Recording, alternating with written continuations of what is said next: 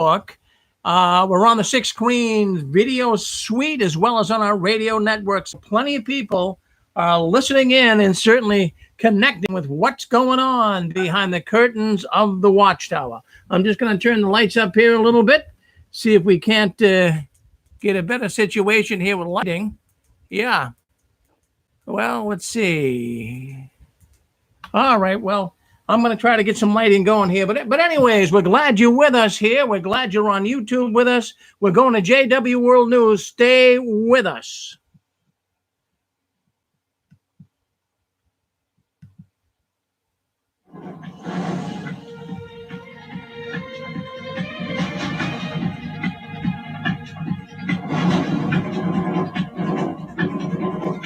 Well, another Saturday night, and we're so glad that you guys can come and join us. Well, we have been doing this for 16 years. We have never ran out of stories to talk about concerning the Watchtower. And we've got a lot to talk about here tonight, so by all means, stay with us.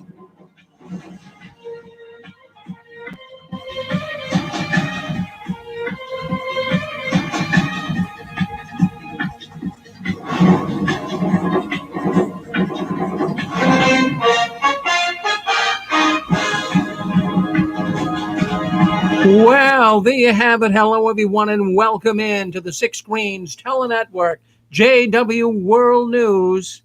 Man, I am telling you, every single week I come across stories concerning the Watchtower that is something else. I cannot believe what's going on behind this organization. Friends, it's getting worse. Well, anyways, my name's Rick Farron. I'm coming to you from the epicenter of apostasy, right up here in Boston, Massachusetts, the apostate capital of the world. We have got a lot of apostates up here. I'm not sure why, but many people are leaving the Watchtower, and I hope the same thing is happening where you are. I'm going to put a light on here. It's a little bit dark for those coming in on YouTube, so let's lighten things up. So anyways, we're glad you're with us, and boy, stay with us now. We got about 2 hours of news to go through. Plus, we have a lot of other programs coming up here tonight on the Six Screens Telenetwork. So don't go anywhere. Just stay with us. I think you'll find it very fascinating. Yeah, it's amazing, Timmy. Whenever I get in, I search things that are going on the internet concerning Jehovah's Witnesses. We always say the internet is the great equalizer, right? I mean, that's what's really getting so many people out of the so-called organization. So let's take a look here. You know, this is my favorite night of the week, I tell you. This is when I go to the market basket to get my cheese and crackers and salami. And I invite all of you guys to come into my home, into my studio, and we can sit down in a logical way and discuss things. I think it's amazing. And on the other hand, I know that there's actual active Jehovah's... The conference has been unlocked. I know there's also active Jehovah's Witnesses that also are listening in tonight. So we want them to stay. Don't think that we're just a bunch of mad, irate apostates. Stay with us. I think you'll find the program very fascinating. Well, let's get right into it. Let's get right into the news. Well, anyways, I want to bring this up. Juneteenth. Well, happy Juneteenth. And how the Jehovah's Witnesses feeling about this? This is a brand new holiday. Biden just signed the bill making Juneteenth an official holiday. Did you see that? He signed the bill, I believe it was yesterday. So what do you think the governing body will have to say about this one? I mean, this is a holiday, right? Will it be okay to celebrate Juneteenth? They literally, as I say, just made it a holiday, and the witnesses can't say it's because of pagan origin. I know all other holidays, they try to say that. They say, well, pagan holidays, so that's how they get you not to want to celebrate it. But what are they going to say about Juneteenth?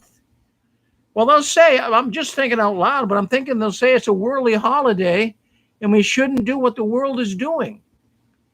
Do you feel that too? I think that's what they could be saying.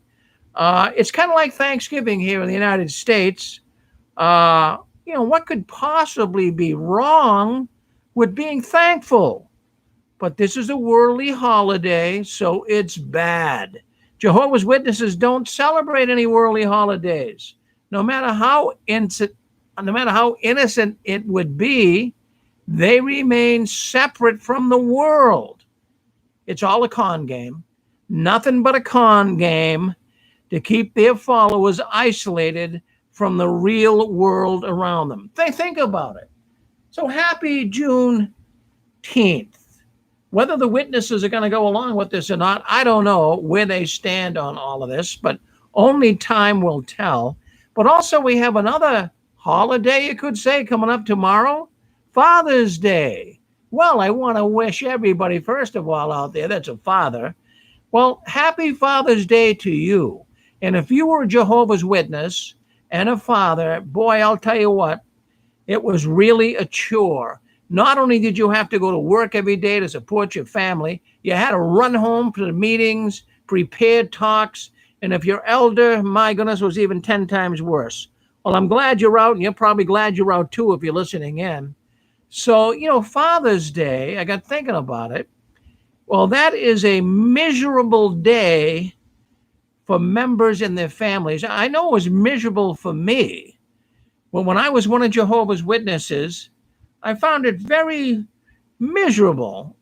And, I had a father, and I loved my father, and he's a hardworking father. And he supported me, and he supported my 3 sisters. And he worked hard every day, and he went to work every day. And, come Father's Day, I could not even wish him a happy Father's Day. And that bothered me. The same thing with Mother's Day. And you listening too, if you're ex-witnesses now and you were witnesses, it was a miserable day. I walked around feeling very awkward, very kind of depressed. Geez, I can't even wish my father a happy Father's Day. See, holidays, for the most part, what holidays do is they let you associate with your family. What is the matter with associating with your family? Christmas, Mother's Day, Father's Day, birthdays. Well, the witnesses take that all away from you, but many, many Jehovah's Witnesses feel pain. They really, really do on these holidays because they would like to celebrate them. In fact, I'm going to give you a story. When I was leading the group, I used to lead the service group on Saturday mornings, many Saturday mornings at the Kingdom Hall. And it was on Thanksgiving. But that was on a Thursday, and I was there. I always went out on Thanksgiving in service. And there was a sister in the Kingdom Hall, and I was conducting the service group and, reading the text for the day. And, of course, the sister, she started crying. I mean, not just, a few little tears coming down from her eyes. I mean, bald-faced crying. I could hear her sniffling and crying. This is right during our session, getting ready to go out in service. And I said to Susie, Sister Susie, are you okay? And she says, oh, Brother Farron, it's so hard. She says, this is Thanksgiving.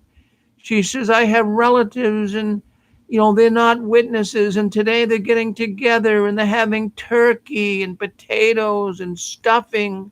And I would love to be there. Oh, it's just hurting me so much. I can't be with my family. Well, she's a Jehovah's Witness.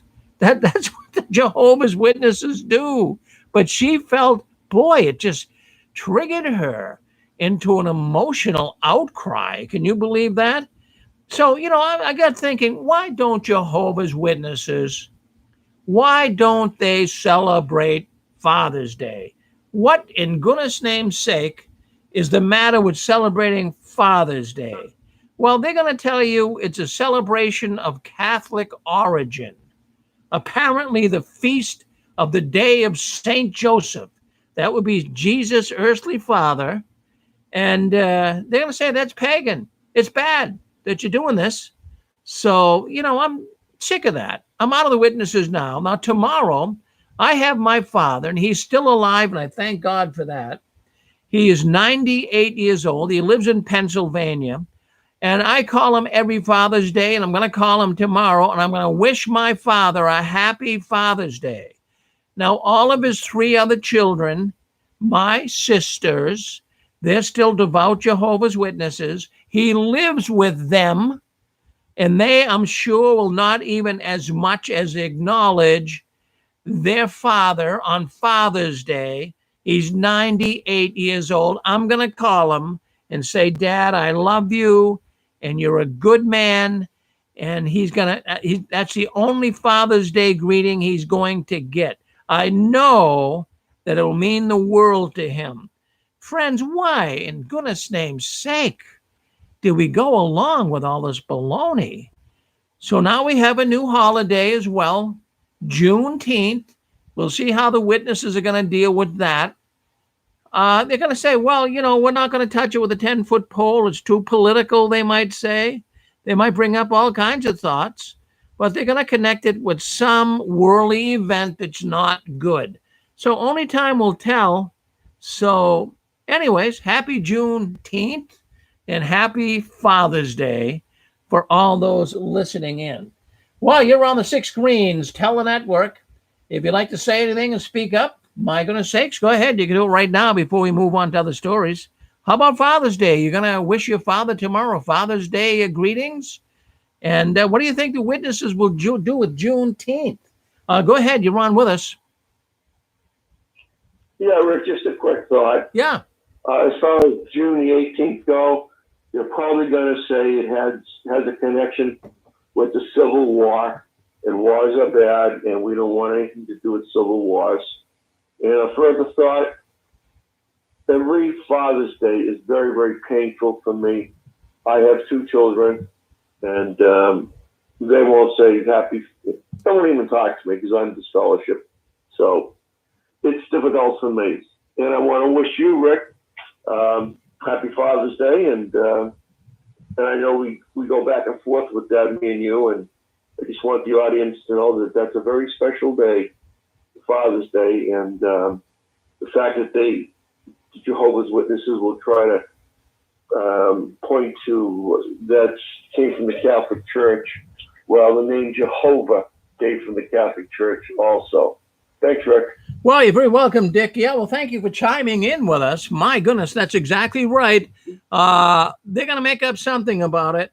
They do not like a holiday. There isn't one holiday. Even at one time, I thought maybe Groundhog Day, maybe that could escape the hatchet of the Watchtower. But even that is considered pagan. There is no holiday. There is no holiday the witnesses can celebrate and feel, connect with their family members and feel good about. Man, I am so glad to be out of that organization. Go ahead, you're on with us. You want to speak up? You're in the green zone. You want to say hello? Go ahead. You're on with us. Yeah, hello, Mr. Finn. Yes. The Watchtower usually claims two things, and they use their scriptures, and everything like that regarding holidays, birthdays, whatnot, anything they don't like. They claim it's either part of the world and they're not part of the world, or else it's pagan. Two things. And most of the time, 9 times out of 10, they're wrong both times. So, as far as, for those that didn't hear me earlier and all that, for all our fathers, I wish you a happy Father's Day, and for all the mothers, I wish you a happy Mother's Day. And those that are having birthdays, I can't get them all and so forth. In Poland, they greet you this way. They say, "Sto lat, sto lat, niech żyje nam jeszcze raz." Good health, good cheer. May you live 100 years just for you, and so forth. And you'll never hear this from the Watchtower Society. Dr. Robert Schuller used to always say that God loves you and so do I. And you'll never hear any comments like that from the Watchtower. No, you won't. We do hear, though, lately, the governing body in their streaming videos, they end it many times by saying, we want you to know the governing body loves you. But it's not sincere, Ken. It's not sincere. Well, thank you. I mean, the Watchtower does not want us. See, what it is, it's a con game, Ken. When there's a holiday, whether people are having a birthday, Christmas, whatever it would be, even Juneteenth, well, whatever it would be, whenever people get together, They don't like that because you're getting together with worldly people. They want you to live in a parallel world. They want you to live in a world of your own. Don't associate with anyone worldly. That's what that's all about. Thank you, Ken. Yeah. Well, my goodness. I mean, as I research the news here for JW World News, I come across things that, I'm going to tell you, people are still dying from refusing blood transfusions. Well, there's a big story this week all over the internet. It's out of Spain. It was in the major newspapers over there. A young Jehovah's Witness woman in critical condition after refusing a blood transfusion. Friends, we hear this all the time. Jeff, just mute your phone if you would. Jeff, mute your phone, *6. Come in when we open up the lines, okay? Good. Thank you. All right. So anyways, we have a woman that is going to die. She's right now in a coma. The Jehovah's Witness remains in critical condition in the intensive care unit, ICU, at Husica, I guess they pronounce it that way, Spain, and because she doesn't want a blood transfusion. Now, she's old enough. She's certainly not a minor. She's old enough to make her own decision up. The physicians were furious. They wanted to give the woman a blood transfusion, save her life, but she did not want it. She left a note saying she didn't want it. It went to the court system. The court system said, no, that's her wishes. You have to go by it. And consequently, she's now in a coma, getting ready to die because of the policies and doctrine of the Watchtower. Friends, this goes on and on and on. How many people are killed every year in the Jehovah's Witness organization for not taking a blood transfusion? We don't have those numbers. People have tried to make an estimated guess. Some people say there's like 5,000, 4,000. It's hard to really know. It's only these stories that get out that we can talk about. But just to give you an idea, this is a death cult. There's no other way around it. The Jehovah's Witnesses are a death cult. People die every year for refusing blood transfusions. People die for committing suicide because they're being shunned. People die because they can't take an organ transplant, even though the Watchtower says you can now. But many people still have a residual feeling of, I'm not going to do that. So we have many people dying in this death cult. But, in that same hospital, in that same city in Spain, 25 years ago, there was another case. Now, we weren't reporting 25 years ago, but I did dig this up. There was another case in that same area of a 13-year-old young boy, and he died for his parents stepping in and saying, don't give him a blood transfusion. So he died, a 13-year-old boy. And consequently, what happened is they put the parents in prison. And I never heard of this before, but they actually put the parents in prison, and they were put in there for the death of their son. Now, I'm not going to tell you that's a bad policy. I'm going to tell you that's a good policy. I believe a minor who has parents that are crazy enough to let their son die at 13 years old because they say the Jehovah's Witnesses don't want him to have a blood transfusion. Well, I'll tell you what, they should go to prison. As a matter of fact, those sentences were 2 years and 6 months prison for both of these people. But they got a government pardon, and they were able to get out of prison. But I think that in most cases, in all cases, a minor should not be subjugated to the witness idea or ideology of not taking a blood transfusion. Really, when you stop and think about it. Anyways, yes, go ahead. You're on with us. Go ahead. What do you think this phobia of blood would stem from with the witnesses? Well, it stems from demonic. Could it be- It stems from demonic practice. I know where you're going with this. I really do. It's a demonic But it's thing. radionics, maybe, right? Is it radionics? Go ahead and If it would be- explain what radionics is. I don't think our audience knows. I don't think I even know. Radionics is the use of occult. They take a sample of your signature, they take a sample of your blood, and they can use that with a low voltage crystal technology. You can search anything on YouTube. Eventually, everything will be on YouTube. You can run radionics. You run Dr. Ruth Drown, where they were using these occult technologies for medical practices, where you can be across the country, and they can treat you. And it seems to be based on blood or body fluid in general. You know. Well, I never heard of that. I mean, you're educating me here, but I mean, what do you think? You think the Watchtower is involved in this? I mean, would you call They're it the Ghostbusters. would you call it They are a containment unit for anybody who's willing to come out of the shadows and show their talents. You have a place to go where they will accept you and place you. And well, that seems to be where it's going. could you be more specific? In other words, you're speaking in generalities, but well, they practice occult practices in a structured form. So that would be stemming from the doctrine of Balaam. That would be stemming from Babylon worship.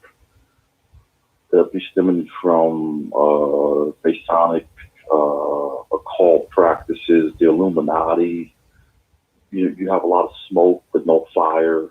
It's right there in front of your face. yeah, no, I know you're really into it. this. Now, we let everyone speak on this, and we always do have speakers like yourself come in, callers, and bring some of this up. I listened to you had a guy Reese that had some previous podcast on, so really went through the Yellow Brick Road.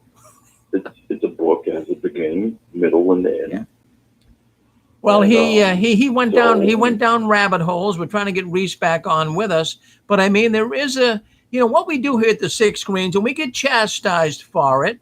We let people speak, and not that all of us on here are totally in agreement with one another, but I think we have to hear every little statement from anyone who knows something about the Watchtower. That's the beauty of it, right? Yeah. So I mean, that's you're the perfect maestro for the job, right?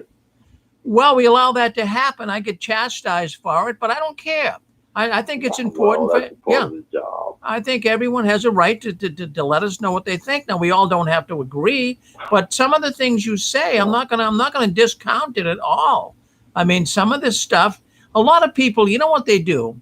A lot of people, what they do is they instantly take a big eraser. Somebody says something, I don't want to hear that.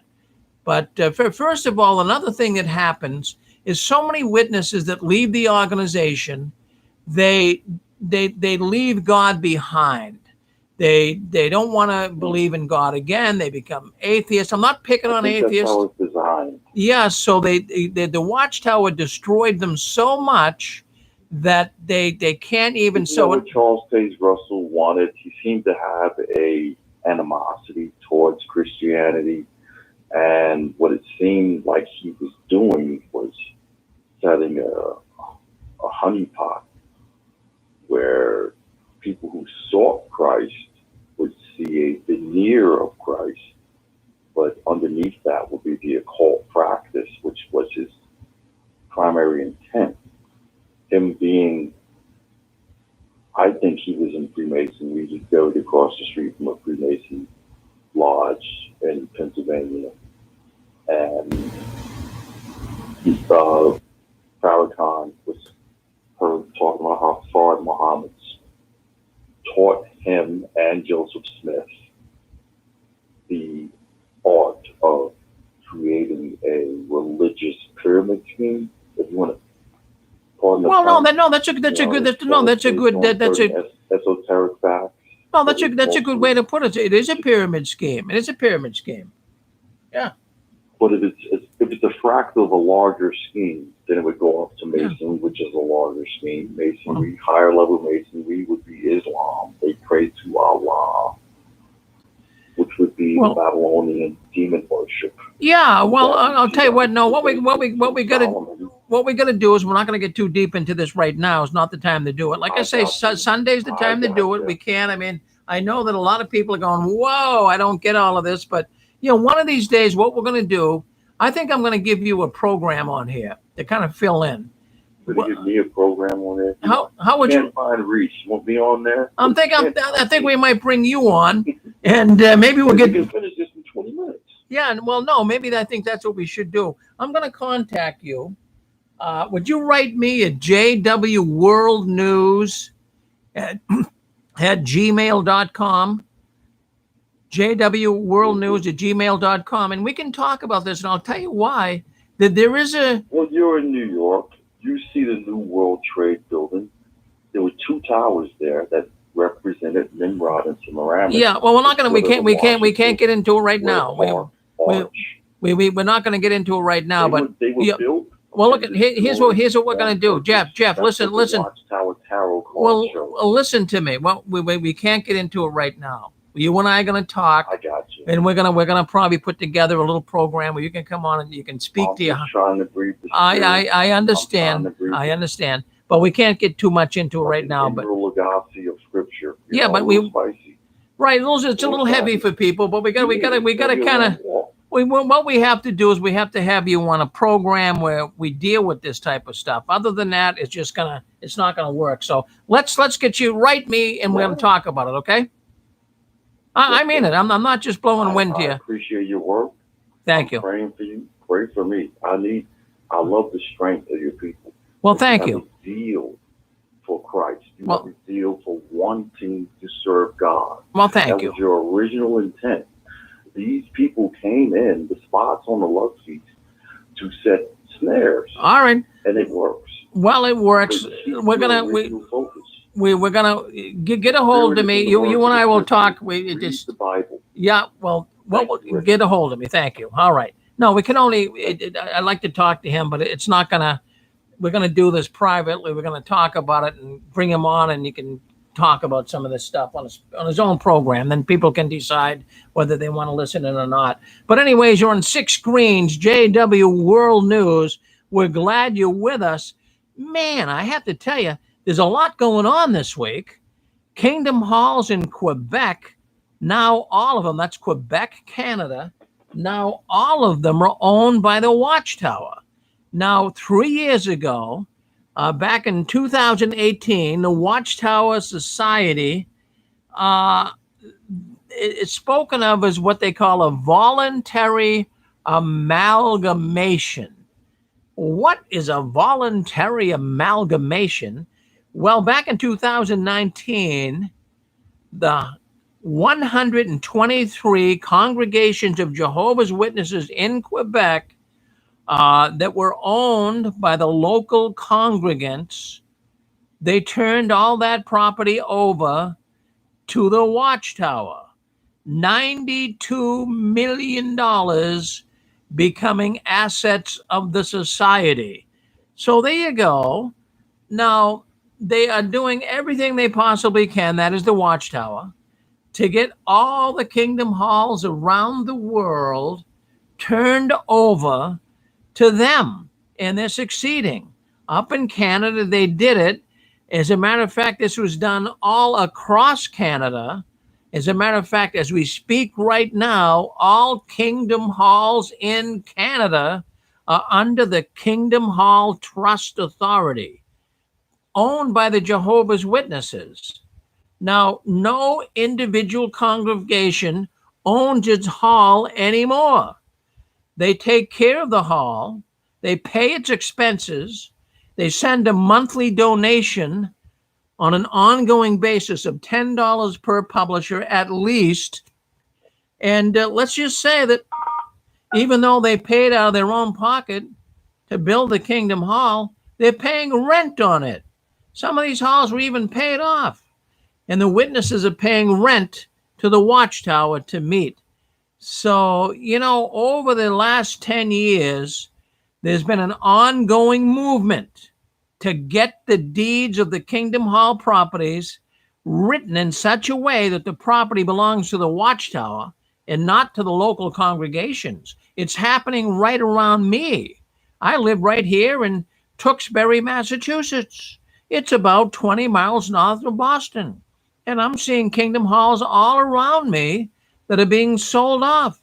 Now, one time I knew for a fact because I checked it out. They belong to the local congregations.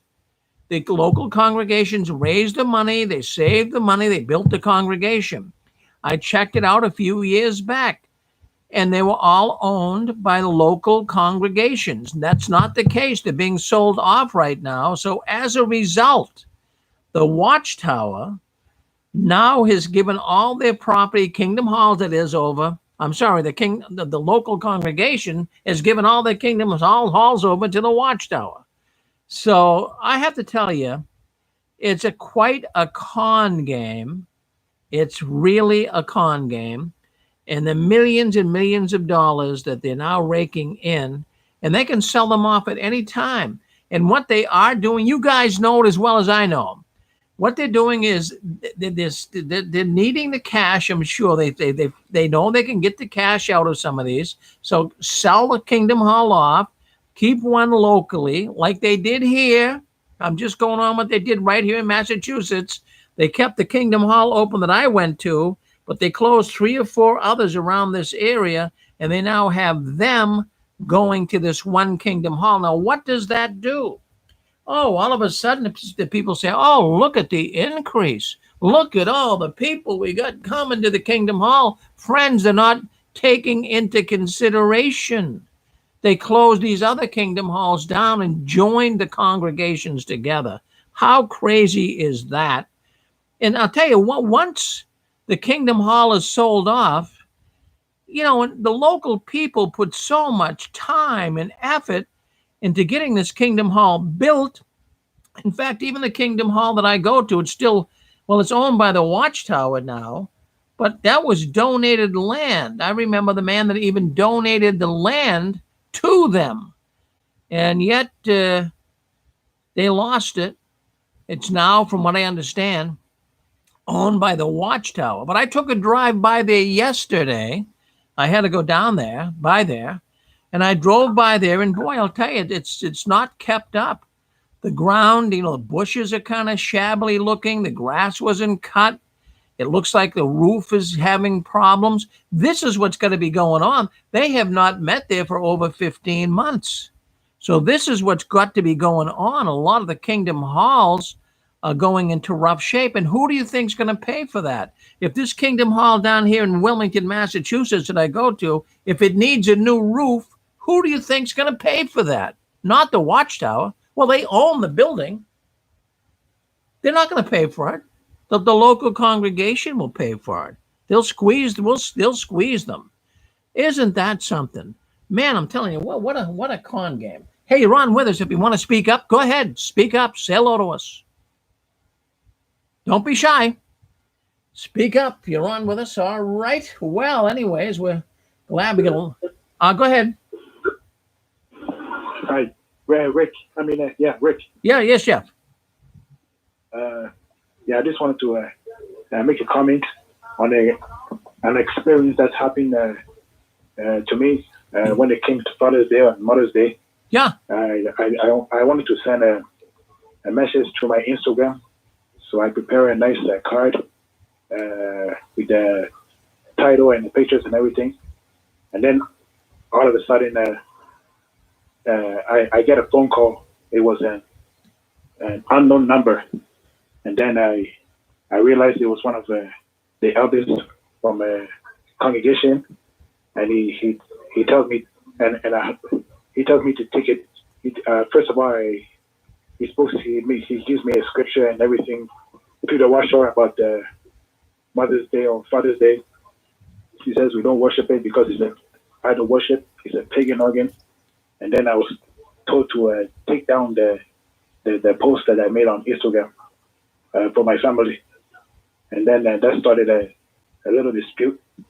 But I took my stand, and I kept I refused to take it down, because if we worship and serve our fathers, and they serve Jehovah God, they know who Jesus is. So what about today?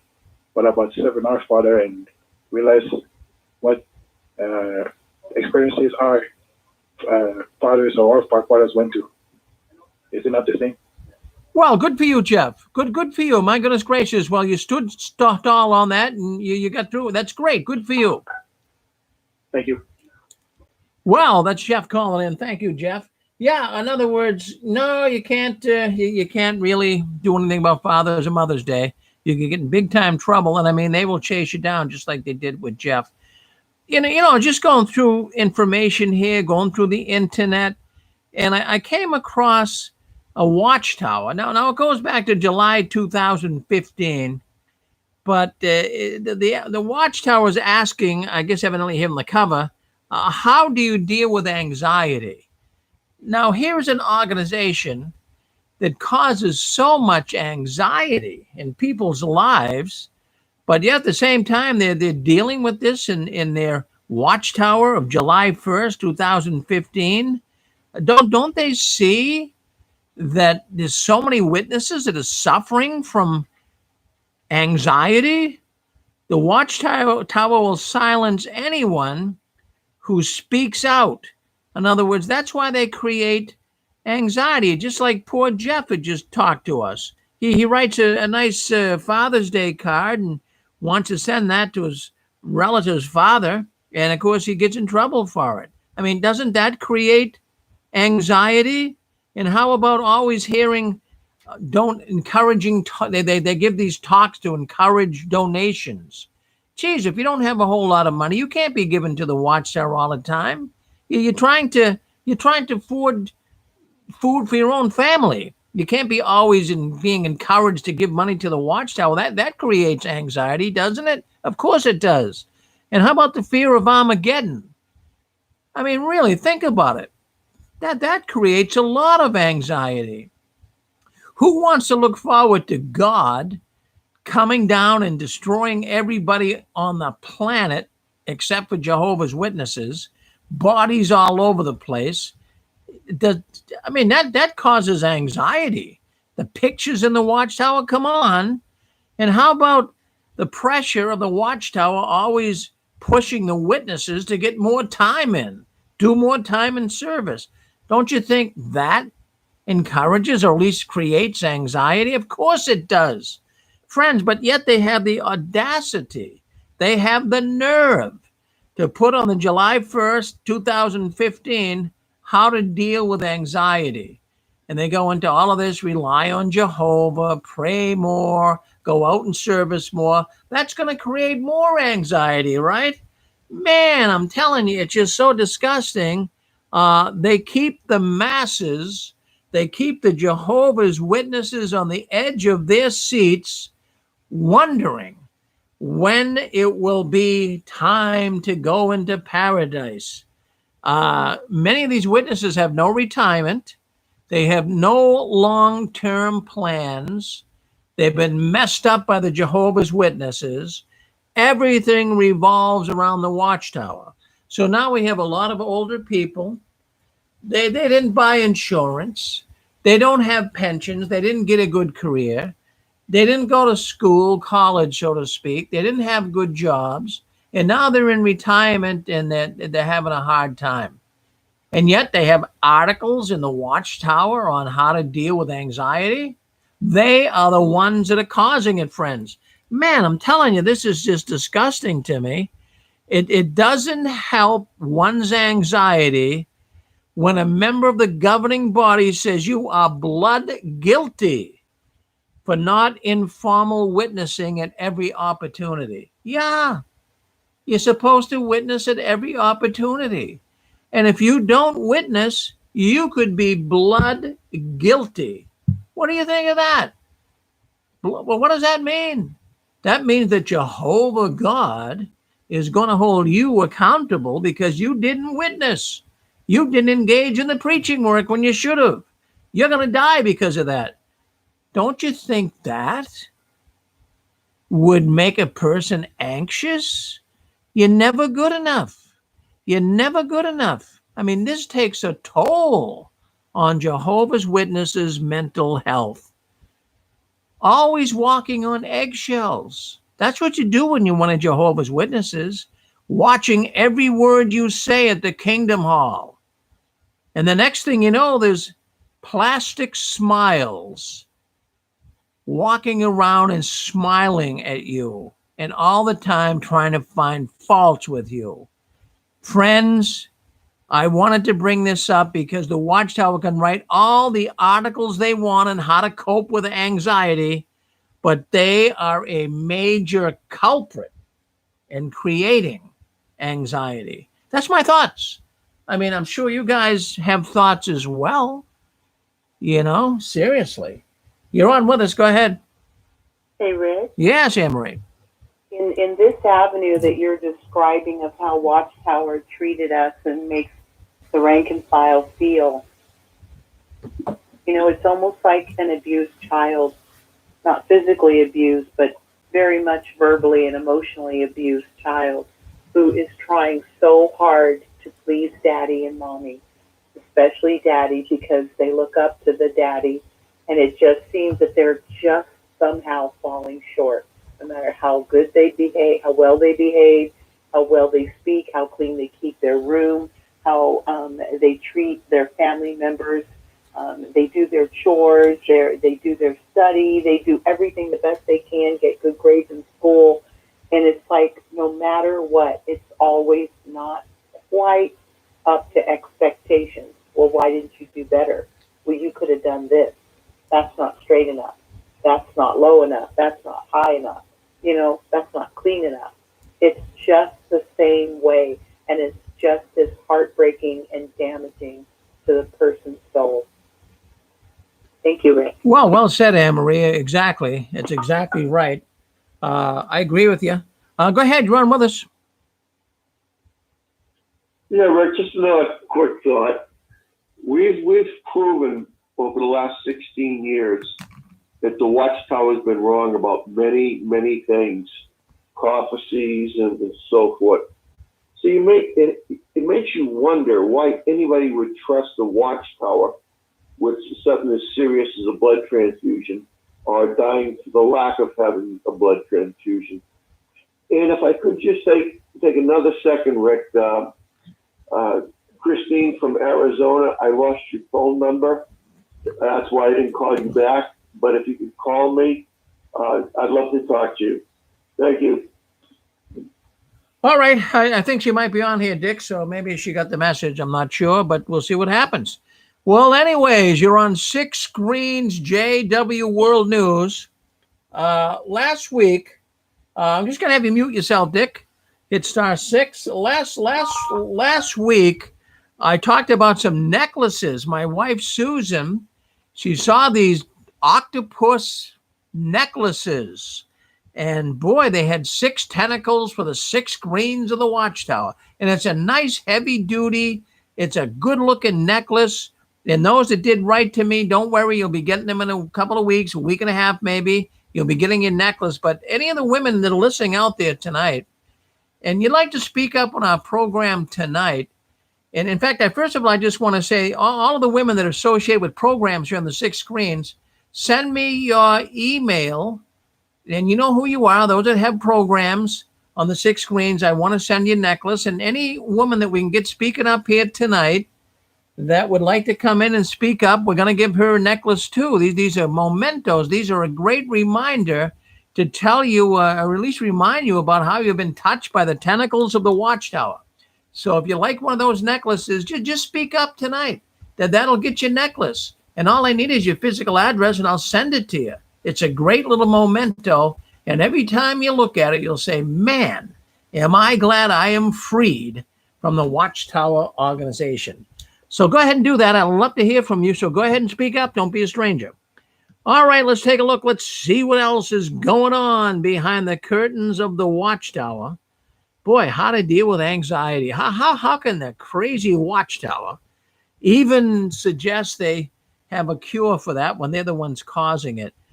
Boy, I'll tell you what, family worship activity, the Watchtower, they're promoting that. They want you, if you've got a family, they want you studying with your family. And one of the things they want you to do during family worship study or activity, that they want you to memorize the governing body members.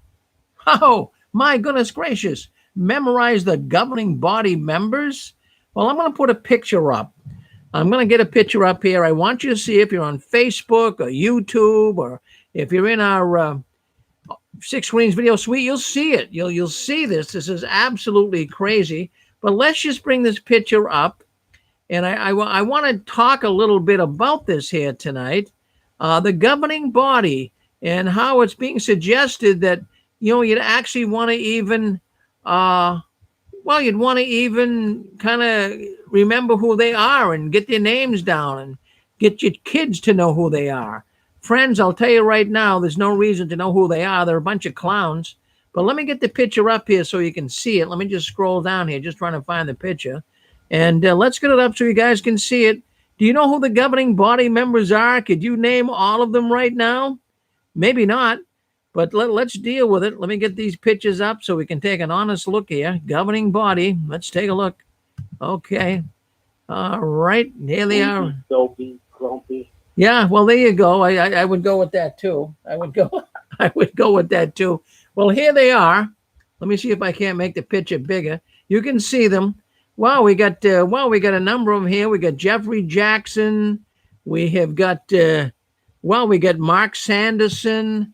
We got Samuel Hurd, Kenneth Cook, Garrett Loesch, David Splain, Stephen Lett, Anthony Morris. Well, there they are. 1, 2, 3, 4, 5, 6, 7, 8 of them. There's 8 governing body members.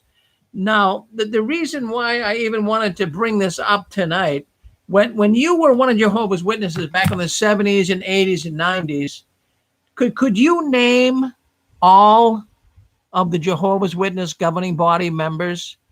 I think you would have been hard pressed. I have to tell you, when I was in the 90s, I knew Brother Loesch personally. He invited me down to the Watchtower. I spent a good part of a day with him, so I knew him. And I knew at the time Dan Sidlick. I met him. He's not a governing body member now. But, I didn't know who all the governing body members were. Now, Jehovah's Witnesses, even today, they're being groomed, if you would, to know who they are.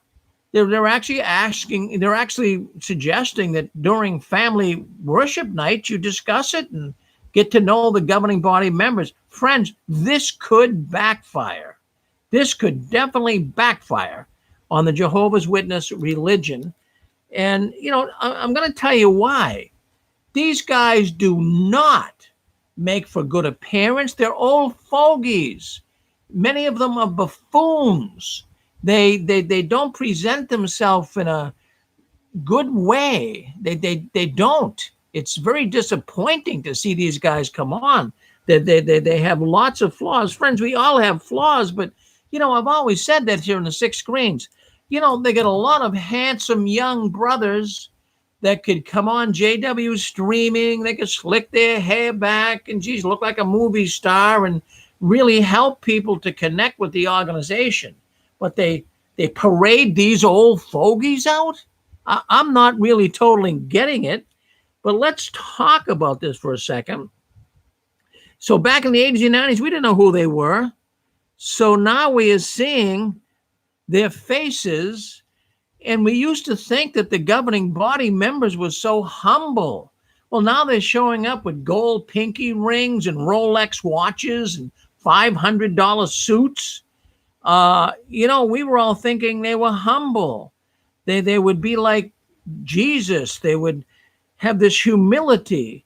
I imagined them being good and kind and smart, leading the organization with the help of Jehovah. I at one time was even kind of proud of these people until I got to see them. until I got to see them on JW streaming. Now the cover has been pulled away, and we see them for what they are: old, fat, delusional, narcissistic nitwits. That's I mean, I'm not look, I'm not trying to disgrace anybody here, but I'm just telling you. I mean, do we have a right to call it as we see it? That's all I'm doing. I'm calling it as I see it. None of them makes for, geez, he was a great speaker. Man, did you hear him? Hey, I've heard district overseers. I've heard circuit overseers that were fabulous speakers and they could motivate you. These guys don't motivate you. Every time I look at these guys, they look like a bunch of con men. I can't be convinced of what they're saying. Maybe it's because I'm out of the organization, but I'd really be considering what Jehovah's Witnesses, who are actually still in the organization, what do they think of these guys? Do they think they're God's gift to the world? I guess many of them do, but there's a scripture. I want to read your scripture. I think it's appropriate to bring a scripture in right now. And it's in Romans. I want you to listen to it. Romans, the 16th chapter, verse 18. And from their own book, it reads, "For men of that sort are slaves." What sort? The sort of the governing body. Men like people on the governing body. "For men of that sort are slaves, not of our Lord Jesus, but of their own appetites, and by smooth talk and flattering speech, they seduce the hearts of unsuspecting ones." That's the governing body. I don't know how else to describe it. You've seen some of these videos. One in particular, Anne-Marie was talking about earlier on her program. A brother heard coming out of an airport or coming off a plane, and there were witnesses there, and oh my God, they were treating him like Jesus just got off the plane. The same thing with other members of governing body. And when I visited the Watchtower, Brother Loesch invited me down for a day. It was in fact, it was an interview, from what I can gather, to be a governing body member. I've told you guys the story before. I spent the day with him. I was not impressed. I saw that, boy, I'll tell you, I was walking around with Brother Loesch. I went to lunch with him in the cafeteria. Boy, it's like people were bowing down to him everywhere he went. And that's what they do. They show great honor to these people. But yet, as we just discussed a few minutes ago, you can't even wish your father a happy Father's Day. But yet they're all over these governing body members like they're rock stars. I mean, doesn't that go against the very thing they preach? In the way that I look at it, they are so far off base, but they become celebrities. In the Jehovah's Witness world, they become celebrities. And, I'm just thinking they want to so badly. They want to be famous evangelical televangelists. They want to be like the PTL Club. They want to be like Jimmy Swaggart, Joel Osteen. Does it seem like the Watchtower copies everything false religion does? Yes, it does. I know that they were jealous of the Billy Graham conventions. And they really were. They were jealous when Billy Graham came into town and filled the stadiums. Well, they were the only ones that were supposed to fill the stadiums. But boy, I will tell you, unbelievable. What do you think about that? Do you think there's way too much honor being shown to the governing body? I have to say yes. That's my thoughts. But you might have different thoughts. If you'd like to chime in on the governing body, I mean, do you think these guys come across as sensible? I know you don't get on jw.org and listen to this, but what do you think? Dick, you're on with us. Go ahead. All right. I think they are jealous of Billy Graham or anybody that's making a buck off religion because they want to make the money. And I think you're right. I think they are jealous. Thank you. Yeah, thank you, Dick. Now, listen, can we get some other people speaking up? If there's a woman out there that would like to speak up tonight, I have a beautiful 6 screens octopus necklace. This is not something you'd get out of a gumball machine. This necklace is heavy in weight. You'll cherish it the rest of your life. So if you'd like to have a necklace, go ahead, speak up. Come on, can we get some people speaking up here? I'd really love to hear from you. All right. So let's. Hello, Rick. Yes. Hi, Rick. It's Constance. How you doing tonight? Well, Happy Constance. Father's Well, Day for Constance. tomorrow, Well, my dear. thank you. Now, I'm glad you spoke up. I got a beautiful necklace for you. So I want you to on Messenger send me your address, and you're gonna get a beautiful 6 screens necklace. You'll cherish it. Believe me. I'm sure, honey, I will. It'll always make me think of you and your show. Rick, I was going to say, with regards to your topic, back in the 70s, the majority of us did not know who the governing body members were.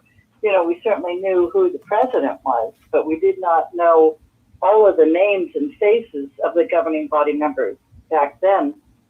So, they're more visual now because of jw.org. But what I wanted to say is, I'm in complete agreement with you, Rick, because they are they think of themselves as celebrities. I remember once hearing that when it was time for the conventions, different brothers and sisters were asking the governing body members to autograph their Bibles. And I thought, wow, that says a lot because, you had actors, or not actors, but you had musicians like George Benson and, Michael Jackson, the whole Jackson family, and Prince and Teresa Graves, who was an actress back in the 70s on Laugh-In. And, all these different people that have been celebrities and JWs. And, it was absolutely forbidden for them to, give out their autographs. But yet the governing body members, they have no problem doing that. So the hypocrisy is do as we say, but don't do as we do, Rick. Well, it's amazing to me, but I'm glad you're on the same train. Because sometimes I sit here and I say, gee, am I kind of looking too deep into this and making too much out of it? But no, I'm not. These guys are really like celebrities today. Well, I agree. And I think the average witness, Rick, is just, they're not really so much aware of that. And on the other hand of that, the flip side of that, I don't think the governing body members are in real touch or with reality to what the average JW's lifestyle is like. The governing body members they're at the elite, they're at the very top in their little white castle, with all their Bentleys and airplanes and Rolex watches and everything else. And the average JW is not aware of that. But fortunately, people are waking up and really, like you'd say, they're smelling the roses, They're really finding out what the organization's all about. And I just love that. So thank you. Wow, we certainly appreciate you coming on, Conscious. Always good to hear from you. When I hear from you, my heart starts beating. I say, here's a woman that makes a lot of sense. Thank you. Thank you, honey. Thank you. Well, there you go. That's Constance out in California, a wonderful woman, and she's got the nail. She's hitting the nail right on the head. Boy, I'll tell you, we got so many things here we're talking about here tonight. Okay, you're on with us. We're in the green zone. We got it. Yes. Yeah, Mr. Fair. Yes. Go ahead. I'll pick the other caller. Go ahead, Colorado. Go ahead. You're on with us. Yes, it's Dan, Rick. Oh, Dan. Yeah. I just wanted to chime in about the governing body. I think their role was better played as these mystics, that we never knew, because I never knew any of them. I just knew there were these people that heard Jehovah's voice and they gave us spiritual food. And I think they were better off there because now we know how nutty they are. I mean, when you hear Stephen Lett talk, like you said, he's had some strokes. He needs to step down. He comes across like the scarecrow in The Wizard of Oz. And then you got the other guy, Tony Morris, who's a drunk, and a con man. And these guys were better off hid. They were branded, to me, they were branded as mystics. It was like, man, there's these governing body, man. Who are they? And the people who went to Brooklyn knew who they were. So I think they were better off staying where they were. And now They're being made fun of and being made a mockery on every Facebook site. People are posting pictures of their heads and, drinking. And I mean, they're being made fools out of. So I don't know why they'd all want to come out in public, Well, no, that's it. Well, I'm glad you were on the same train with us, Dan, because that's the way it is. And there isn't one of them. There's 8 of them right now. And there isn't one of them that I would say is a really outstanding speaker or one that has great ability.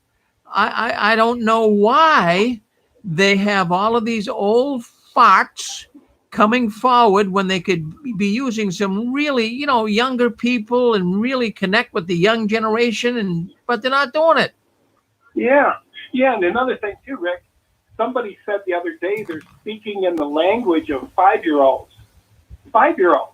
I mean, listen to Stephen Leff when he talks. And Jehovah warned them, don't go in. It's like a storybook. I mean, man, Rick, this is stuff I heard when I was 7 years old. And that's how they're talking to the people. They're talking to adult Jehovah's Witnesses like this. And I just sit back and go, man, you got to be brainwashed. And to not see that these guys are out of their minds, that they're literally nuts. I mean, Tony Morris, that comment he made about, every one of those apostates deserve to die, and won't you be glad you're dead? All I could think of was some of those people in the room. Yeah, their sons may have been out there, be out in the world, and they're maybe hoping they turn around. But the governing body's wishing they're dead. So, they're psychopaths, Rick, and boy, they're making a big mistake, by coming out. But their egos, I'm sure, like you said, need to be seen. They need to be seen in those Rolex. They're narcissists. They're, and it's unfortunate that they have such a desire to be seen and let everybody know who they are. I would have to think their time is short too. I would think so. I mean, they're really getting older. I know Loesch. I know he's about 10 years older than me. So I'm 73, 72. I'll be 72, 73 actually next month. But Loesch is going to be, he's going to be 83. So, I mean, they're all getting old and really they're not, a lot of the, I'll tell you what, a lot of people are leaving the organization. From what I find out from Reddit and some of these different forums, a lot of people are leaving the organization because they never saw these guys up front and close. They never saw them. Now they see them. They're going, what? That's my governing body member?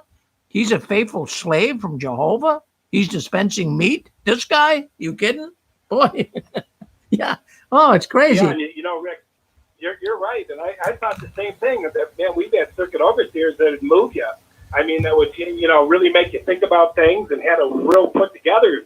And these guys are not put together at all. And then I want to make another comment, and then I'll be off here.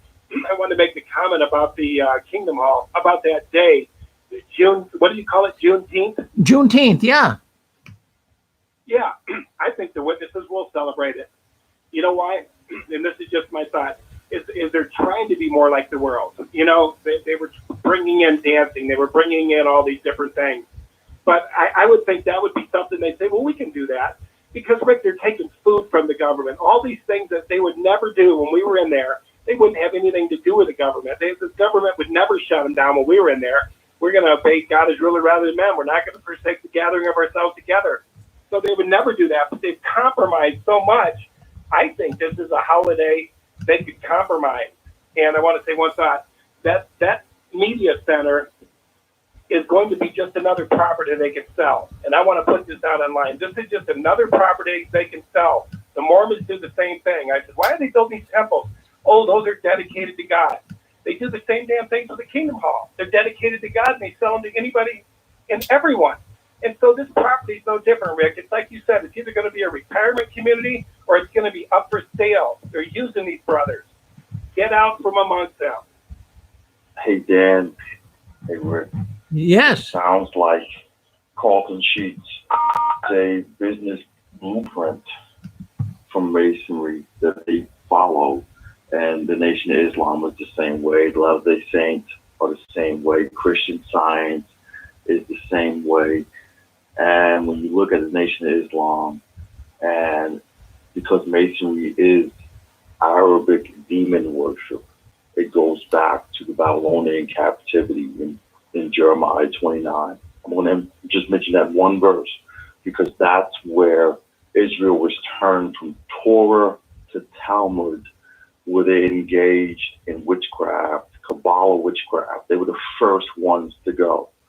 And then now the Quran comes, and now you have another book, and now you have from the Vaticanus text, Westcott and Port use seances to divine information in their scriptures, and the New World Translation is based on those previous, from the Vaticanus text to Westcott and Port to Charles Taze Russell to Rutherford, using seances to divine interjections into the scriptures.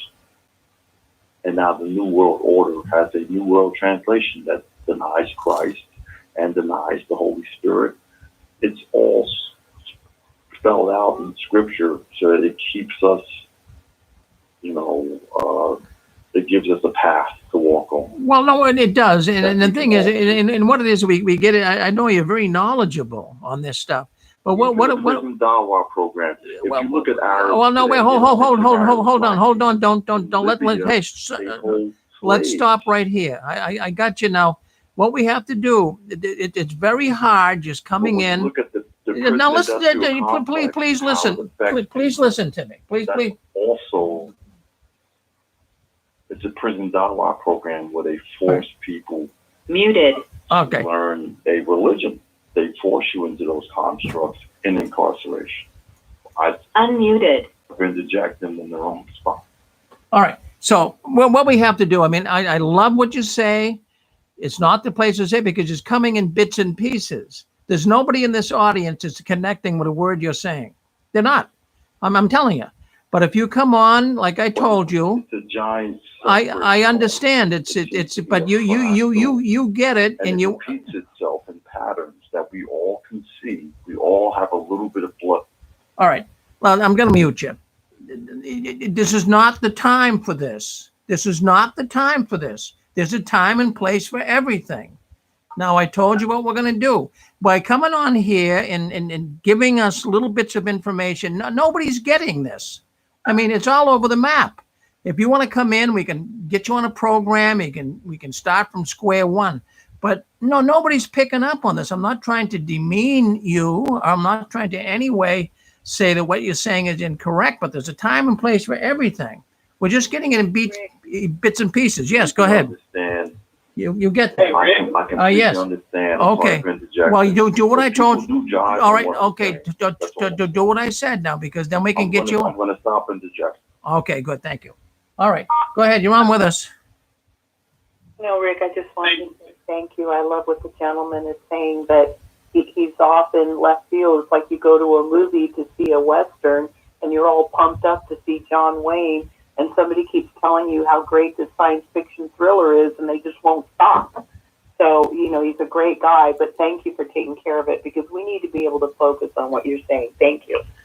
Yeah, and we're going to get him on. If I want him to write me, and then we'll get him on, and I can ask him some questions, and we'll go from square one. But man, I'm telling you, I know he's a smart guy. He's very smart, and yes, go ahead, Randy. Yeah, I just wondering, has anybody ever told you that you've got the patience of Job? I have been told that. Yes. You sure do. I appreciate you controlling everything, but if I could, I just want to make a quick comment about the governing body. When I was a Jehovah's Witness, I didn't have the luxury of, like they do today, to see how foolish they were. Otherwise, I would have woke up a lot sooner. Jehovah's Witness, I thought those were really good, decent men appointed by Jehovah. And whenever I had that extortion and blackmail by elders and name calling in the elders' room where they called me names, I wrote them, and I thought, well, they're going to want to know about this. This is serious. And I wrote every one of them. Not one of them answered me back. And when it finally came to litigation, what got me was when they wrote back to it, I got the interrogation. I got to ask them questions. They wrote back swearing on a notarized affidavit statements that was totally false. Inaccurate, wrong. statement. You know, and that's right there. I thought, wow, these people, I trusted them to tell me the truth and everything I read. You know, it's like the gospel, and now I'm reading stuff in here that is boldface. I want to kind of help started me waking up. So I'm hoping the videos showing how stupid these people are, this governing body, it might help other active Jehovah's Witnesses wake up. Well, there you go, Randy. Well, good comments. Thank you very much, Randy. Always good to hear from you. Thank you very much. Yeah. Well, we got a good program. Mr. Farron? Yes, Ken. Go ahead. Yeah, going along with this governing body in the past, it might have been brought up because I've been on here off and on. But in the past, it's been brought up that the Watchtower Society was actually envious of other religious organizations that were prosperous, and I guess I've read articles whereby they implied that, or maybe they just outright said so also. Yeah, they keep on pointing to the arrogance and the fraud and abuse and corruption of other religions, but they were just as bad, if not worse, themselves. So they're just double talking and living a double standard and so forth. Like, I remember a case one time that they were talking about some religion that built a church and so forth, spending a lot of money on it, didn't get many volunteers or so forth. Well, we don't do that. We build our own. We got the volunteers and so forth. Well, I don't think so. There's a lot of times that they had to have outside help to build their churches and so forth. Maybe not a lot. Maybe they didn't spend as much as the other church did. But, I mean, they're employing a double set of standards all the way. Well, I'm not going to disagree with that. That's exactly what they're doing. Thank you, Ken, for checking out and coming in here and being with us. Appreciate it. Well, listen, you're on JW World News. That's the news the Watchtower doesn't want you talking about. But we talk about it every Saturday night. And if you're on YouTube, we're streaming live. If you're on Facebook, we're streaming live. So, we're here every Saturday night around 7 o'clock. So if you want to keep right up to date on what's going on behind the curtains of the Watchtower, check us out Saturday night right here on the Six Screens Tele-Network. Friends, let me just explain something, what we got going here. We started 16 years ago. I started with one little program, kind of like what we're doing right here with JW World News.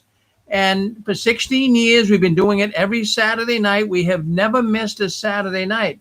So in the process of doing that and being persistent, we now have lots of people that call into the program. As a matter of fact, we right now have about 16, 17 different programs here on our Six Screens Tele-Network. That's what we call it. This is just one program. This is the only one that you see on Facebook for the most part, and the only one you see on YouTube live. But we have other programs, and we'll have more programs tonight that come up when we're done. We're done here in about an hour. But we have a number of former Jehovah's Witnesses that have programs on here. For example, Heart to Heart with Dan and Angela Clark.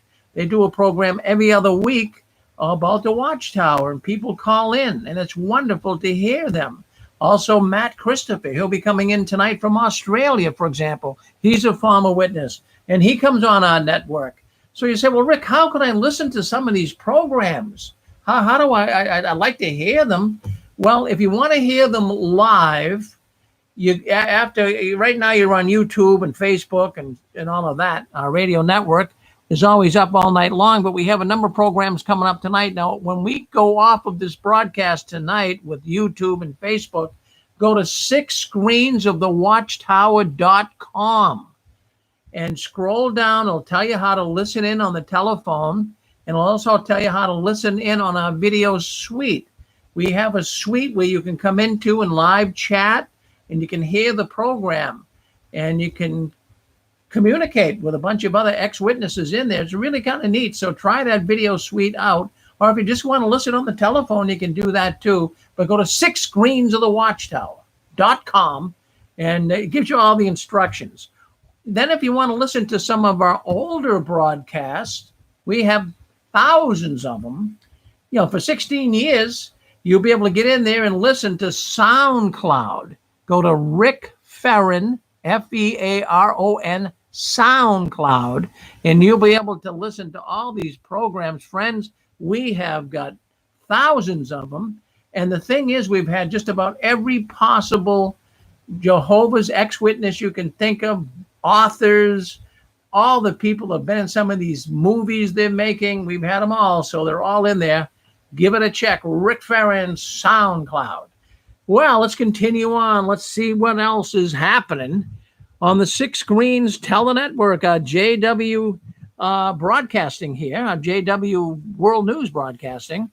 Okay, we have got some more bad news. Let's go with that for the Watchtower in Australia. Yes. Well, they had, in fact, it just happened recently. They had an atheist meetup, and this was in Sydney. And a bunch of atheists from all over Australia would meet, and they came together. But this was reported in the newspaper in Australia, but it's not good news for the Watchtower. Well, why? Well, let me give you some statistics here, then I'm going to bring the Watchtower into it all. There's a national survey that was taken in Australia just recently, and they found that 41% of Australians don't trust religious leaders at all. 6% rise since the last survey that was conducted in 2019. So we have 41% of Australians that don't trust religious leaders at all. If you're listening in from Australia, maybe you feel the same way. So then it goes on to say that 47%, half of all people that are 18 to 24 years old don't trust religious leaders. So 50% of people 18 to 24 years old do not trust religious leaders at all in Australia. That's a jump of 15% in just 2 years. Now, the reason why I say this is bad news for the Watchtower is in that newspaper, or in that article that was written in the newspaper, there was 2 Jehovah's Witness people that stepped forward and said, that's it. We have had enough with the Watchtower. First of all, there was a 21-year-old man. His name was Benjamin Lynch. And he was one of the new ones to meet at this atheist meeting. He became an atheist. And see, that's what the Watchtower does. They spiritually abuse the people so much that they land up as atheists. Well, Benjamin is a former Jehovah's Witness. He made a difficult decision to leave the faith after a brutally honest assessment of his teachings. Walking away, that is one of the most traumatic experiences of my life, Benjamin said, but it was obvious that science was telling the truth. He says the internet, particularly YouTube, helped Benjamin integrate from the teachings he's grown up with. All right, so there it is, the internet, the great equalizer. It's bringing people out of this organization. It really is hurting the Watchtower. But sad to say, he became an atheist, and he says the value of science has never been clearer than during the pandemic. Well, let me read that again for you. He says the value of science has never been clearer never been clearer than during the pandemic. Well, what's he mean by that? Well, it means when the COVID pandemic was taking place, he could look things up on the internet. He could look things up about religion. He could look things up about the Watchtower. So he says the COVID pandemic is really one of the catalysts that moved him away from the Watchtower. So that's good news, right? And then there's also another young man. He wasn't a Jehovah's Witness, but his name was Kieran Straub. He says that over the pandemic, people have had free time, the ability to think and question. Friends, you're listening into this live broadcast tonight. I want you to think about this. Jehovah's Witnesses, they now have a lot of free time. They really do. Way more than when they were witnesses going to kingdom halls in person and conventions and out in service. So it's this idea of free time that gives people the ability to think and question. Jehovah's Witnesses are doing this. Right now, records, reports coming into the 6 screens is showing that people are leaving in droves. There was another woman in this newspaper article. Her name was Cherie, or I guess Cherie, I guess is what you'd say. Well, she was stepping back from her faith following all of the sex abuse scandals that she saw, right, at the Royal Commission in Australia. So in Australia, they're seeing this, and even people around the world.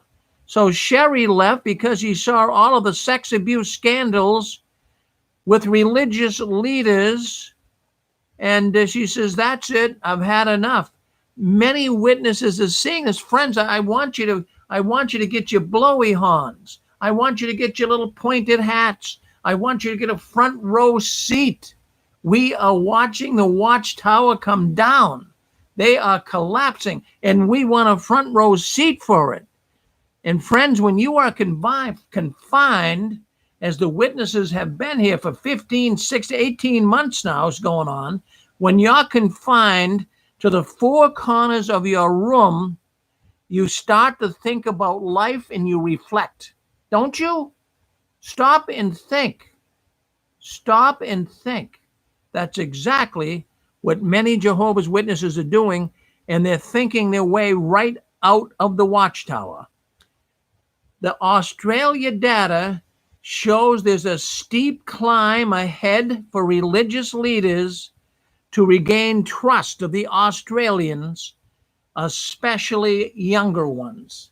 Friends, this is fabulous news. This you can take to the bank in cash. This makes me feel so good. We are beginning to get points up on the scoreboard. We didn't talk like this 15, 16 years ago. We weren't getting points up. We were a bunch of mad, mentally diseased, irate apostates making stories up. But when I'm reading major stories out of major newspapers worldwide, I'll tell you what, the Watchtower, their officials, those that are really closely connected with it, they better start heading for the mountains. Take them off the grill. They are cooked. And as we always say, the monkey died. The circus is over. Friends, there's so many things that are causing people to get up and pack their bags. So many things. And, I'm going to tell you, I try to find, well, what is it? How do you get, can you give biblical scriptures to a witness to get them out of the so-called religion? No. Can you use like prophecies that have failed? Well, they're just going to say, well, we have new light on that. Can you talk about the refusing of blood transfusions and people dying? Well, that's a biblical command. We don't do that. I'm finding you can pull everything out of the bag of tricks to try to get witness out. But I'm finding, friends, you have to kind of let them see one flaw. That don't overload their donkey, so to speak. Let them see one little flaw. And, I remember, this has to go back. I can't remember it all, but I can remember enough of it to tell you this story. It was in the Parade magazine. And that is I believe that was in the New York Times. You know how the newspapers have like a magazine in them? Well, I remember reading this Parade magazine. This had to be 25 years ago. And it had to do with the Getty Museum out in Los Angeles, California. It's an art museum. And the curator, his name was Mr. Turner. And it stated that started the article off by Mr. Turner was coming down the staircase, and there was a masterpiece painting. I forget who it was by, But he kept looking at that painting. Every time he went up and down the stairs, he saw the painting. It was there on the staircase. And he kept looking at it. He says, something doesn't look right with this picture.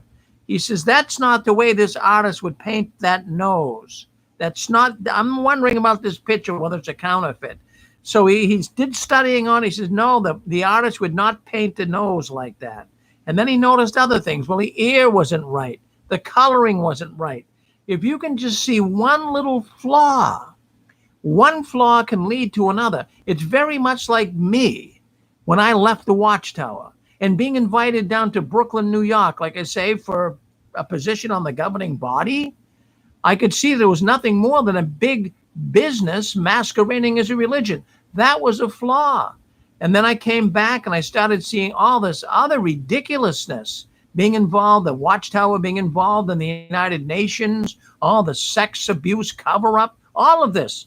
You see, one flaw leads to another. So, if we get a chance to witness to a witness, it's not going to work scripturally. I mean, you can try, but it doesn't work.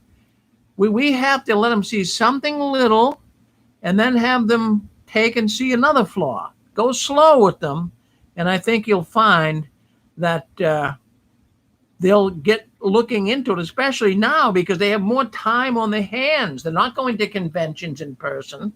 They're not going to Kingdom Halls either. So you're on with us. Go ahead, Anne-Marie. You want to say something? Go ahead. Hi, thank you. I wonder if you would care to elucidate regarding your meeting at Bethel.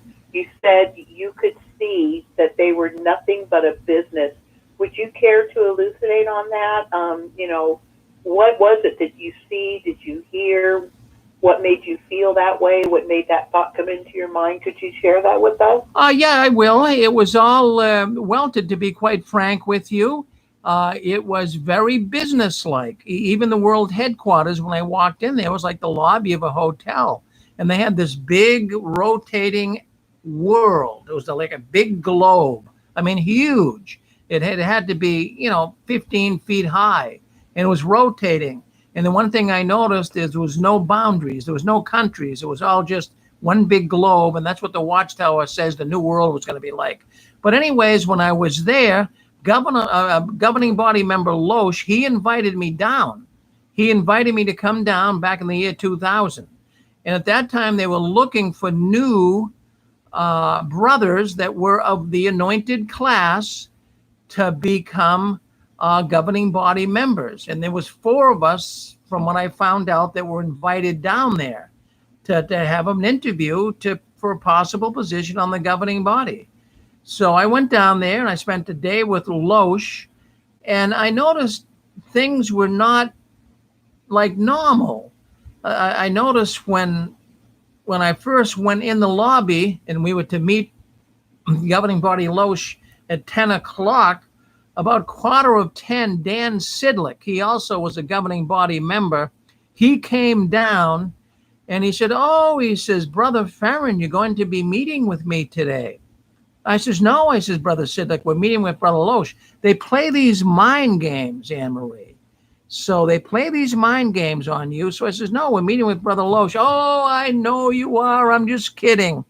Now, I never told him. I mean, they were trying to play with my brain, believe me.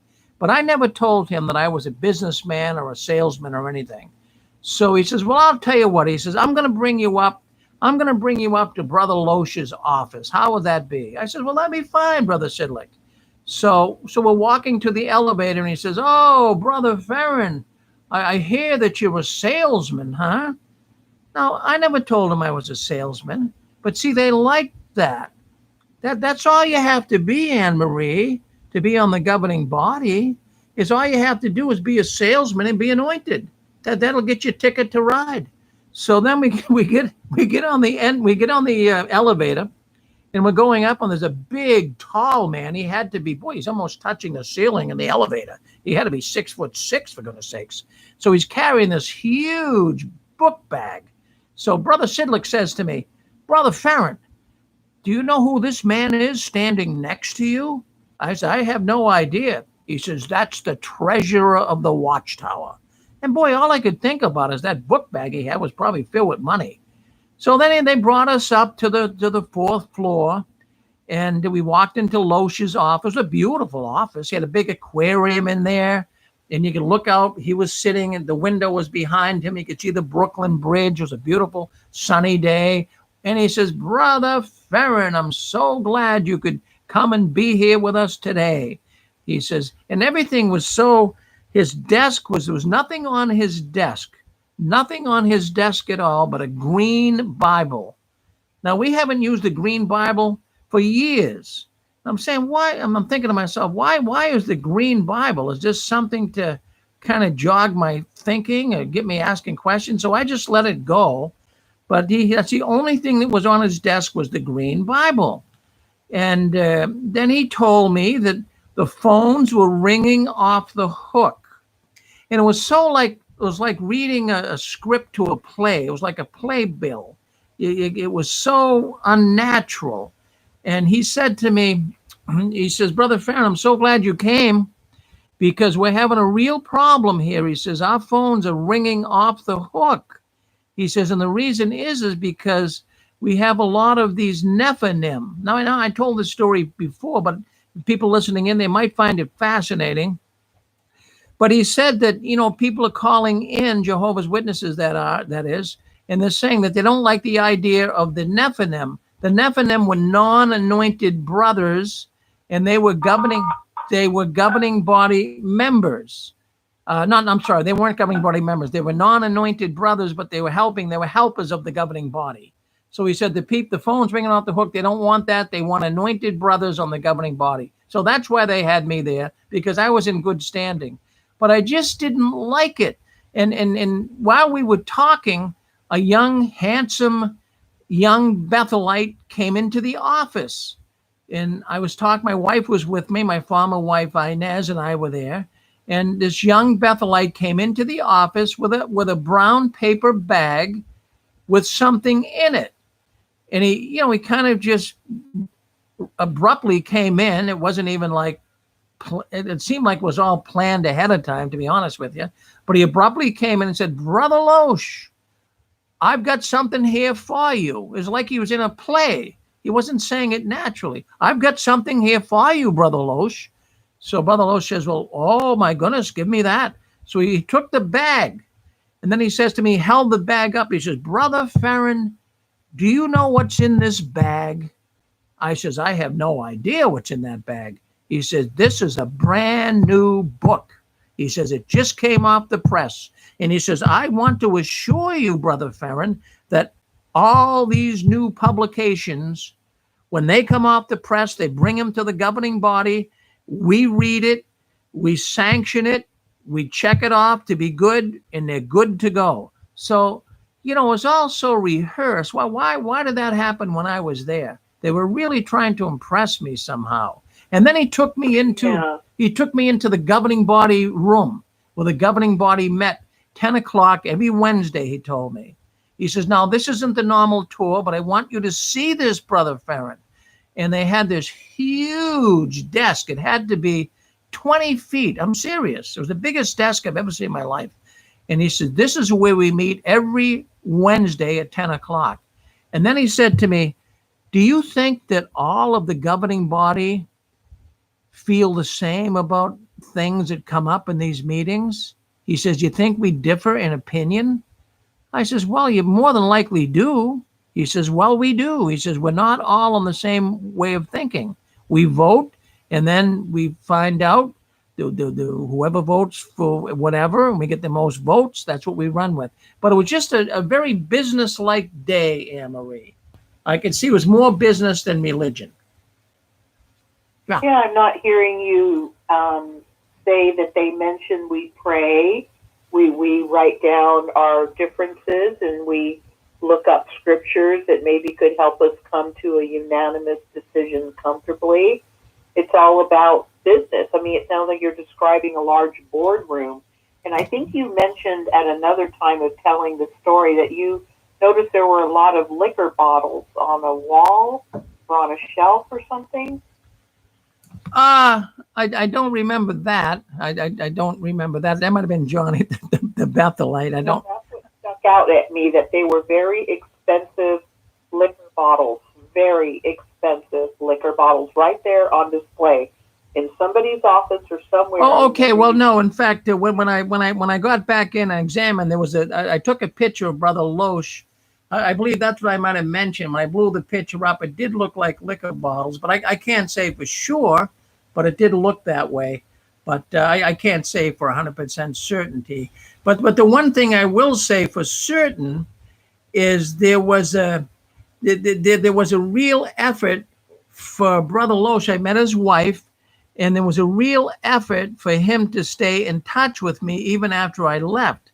After I left the Watchtower for that interview, he wrote me letters, and I got a 4-page letter from Uruguay from him. And they really were trying to get me connected with them. But nothing was mentioned, Anne-Marie, like you say, about spirituality. Nothing. I even asked him, one of the first things I asked Brother Loesch when I was there, before we even started our conversation, I said to him, Brother Loesch, are you a citizen of the heavens? Now, what would that mean to you, Anne-Marie? That would mean, do you have a heavenly hope, right? I mean, exactly. Yeah, I said, Brother Loesch, because someone told me to ask him that because there were rumors floating around that he wasn't even anointed. So I says, Brother Loesch, are you a member of the citizen? Are you a citizen of the heavens? And he, well, what do you mean? He made some comment like that. I says, well, are you anointed? I'm asking that question. He says, oh, yeah, I am. But anyways, what I did walk away with was there wasn't I didn't get this spiritual biblical feeling. As a matter of fact, I got just the opposite. That they have all of these big pictures hanging. There was a picture of the faithful and discreet slave, and it was right outside of his office. It was a big picture, probably 4 by 5 feet, and it had a picture of an old biblical character who was supposed to be a slave, and he was counting jewels and money, gold coins, and brother. So he says, they just can't help it. No matter how much they lie, they always have to tell the truth about themselves in some way or some form. And if you have a good eye and a smart ear, you will catch it. That's a good one, Rick. Counting the money. I'd like to make a comment. Go ahead. Well, Rick, this just happens to be Reese from New York calling in. I just turned on the broadcast because I was driving, and I thought, let me see what they're discussing tonight. I just turned it on out of curiosity, and you're discussing Garrett Loesch. Now, I think that was Anne-Marie that I heard. Is that you, Anne-Marie? Yeah, that's her. What happened? Yeah, that's her. Yep. Yes, it was. Okay, I didn't know if I was muted. It just so happens Garrett Loesch was in my congregation before he became a member of the governing body. And not only did I work with him in field service, I was at the meetings where he gave talks. This is when he was just an elder, before he even went to Bethel. Let me tell you this, Garrett Loesch, I was absolutely floored when I heard that he was on the governing body, because this man did not show any spiritual gifts, any depth of spirituality. I've worked with him. I worked at length for at least an hour going door to door with him. He seemed like anybody that would have come over from Eastern Europe, just an average guy that some JW knocked on his door. I was absolutely stunned. I think I found out, though, why they made him a governing body member, and it's not that difficult to figure out. Garrett Loesch had a lot of connections in that part of Eastern Europe, and the Watchtower was looking to increase its influence peddling, or should I say its peddling of literature in that region.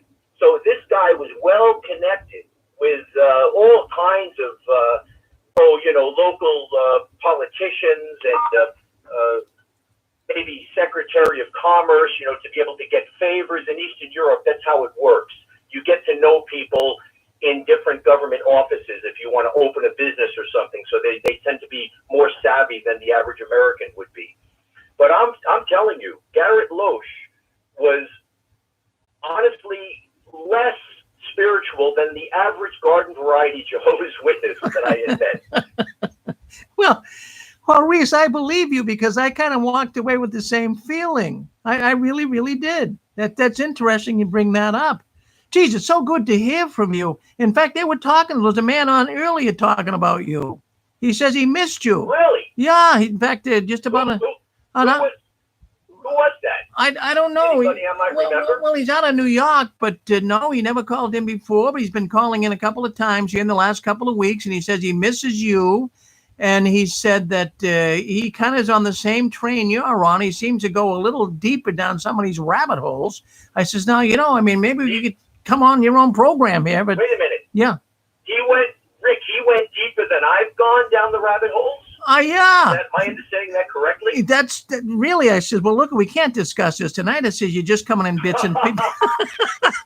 Hey, listen, let me know when he's going to be on. If he's doing a program, I'd like to call in and just kind of pick his brain a little bit, because I'll tell you what, there's not many out there, even in the alternative truth community, conspiracy guys. I mean, the top names out there that have gone deeper than I've gone. So I'd be interested in speaking with him. Oh, well, Reese, I have to tell you something. We've had so many people ask about you. They're writing right now on the Six Screens video suite. They're so happy to hear you. We really do. We love you. You did a great job. I know we had some issues going back, but we got that cleaned out. We have a way bigger audience than we did before. And I want you to know, why don't you come on with a special once in a while? Keep us up to date what's going on. Well, let me just say this. I'll take it into consideration. The mistake I made when I was on the program, the last time I was on, was that I didn't get it, that most of the people on the Six Screens, the things that I was discussing were so far over their heads that they were in oblivion. There was just no way for them to process and digest things that I was talking about having to do with the New World Order, conspiracies, Russell's connection to the Rosicrucian movement, to Samuel Untermeyer, to the Golden Dawn, and to other groups. I mean, I can imagine the average JW, they have a hard time accepting the fact that they've been living in a false reality all these years. And then I'm coming in and lifting the veil in about things that are so much deeper than that, that I think what happened was I just basically, their brains were going to pop. It was too much. And some people were just, unable to accept it and were kind of lashing out. But I'll tell you this much. Let me say this. Since you've spoken to me last time, first of all, as always, I'm growing in knowledge and my understanding of this world and how the things that we're seeing taking place now and have taken place in particularly the last 3 centuries from the French Revolution, are absolutely in fulfillment what is written in Scripture. And I mean in amazing detail what has been written. And those things I've only come to realize with the passing of time and with the events going on. There's just so much that I've seen and that I've come to know. I don't know if the audience would want to maybe entertain hearing something. I don't know what their interests are. I don't listen very often to the Six Screen, so I don't know what kind of an audience you have. Hi, this is Apostle Babe Linda James. I do have a question for you. Okay. You said that you worked with Brother Loach, been out in service with him and such.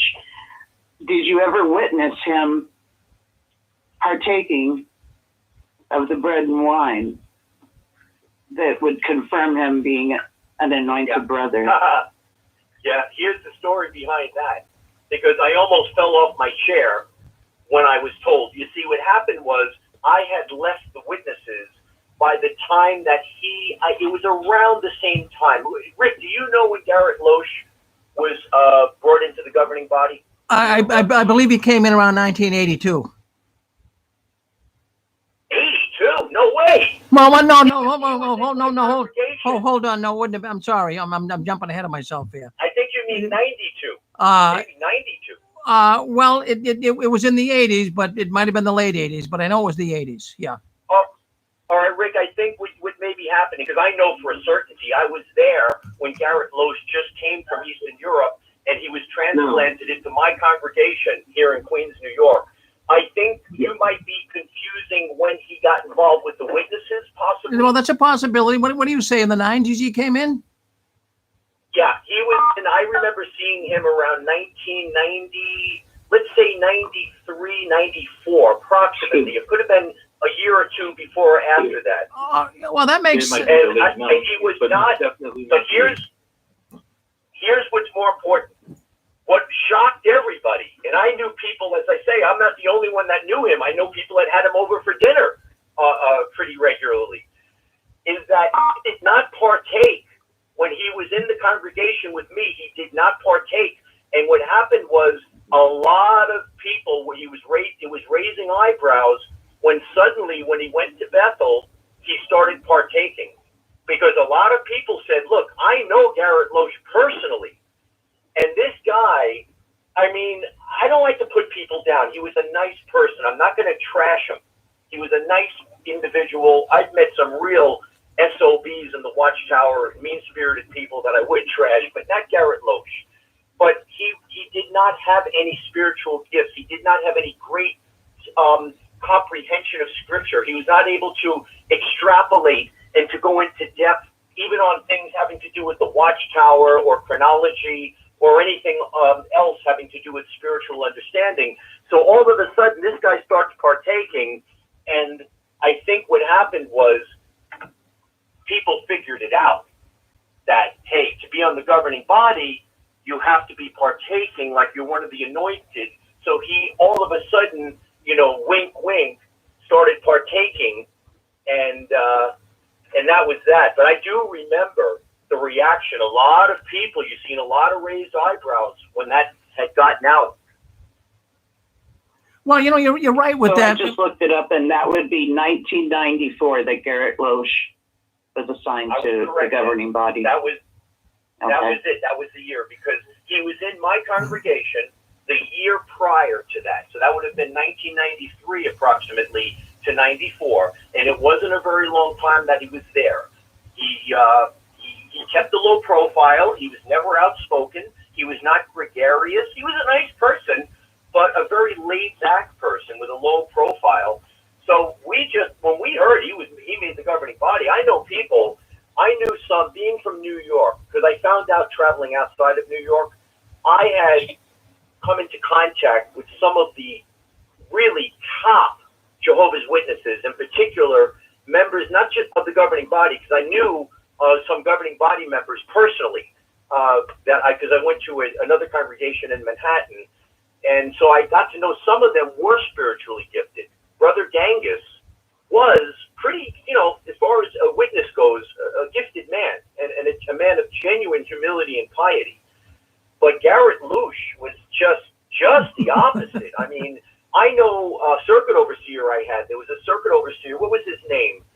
A Russian name.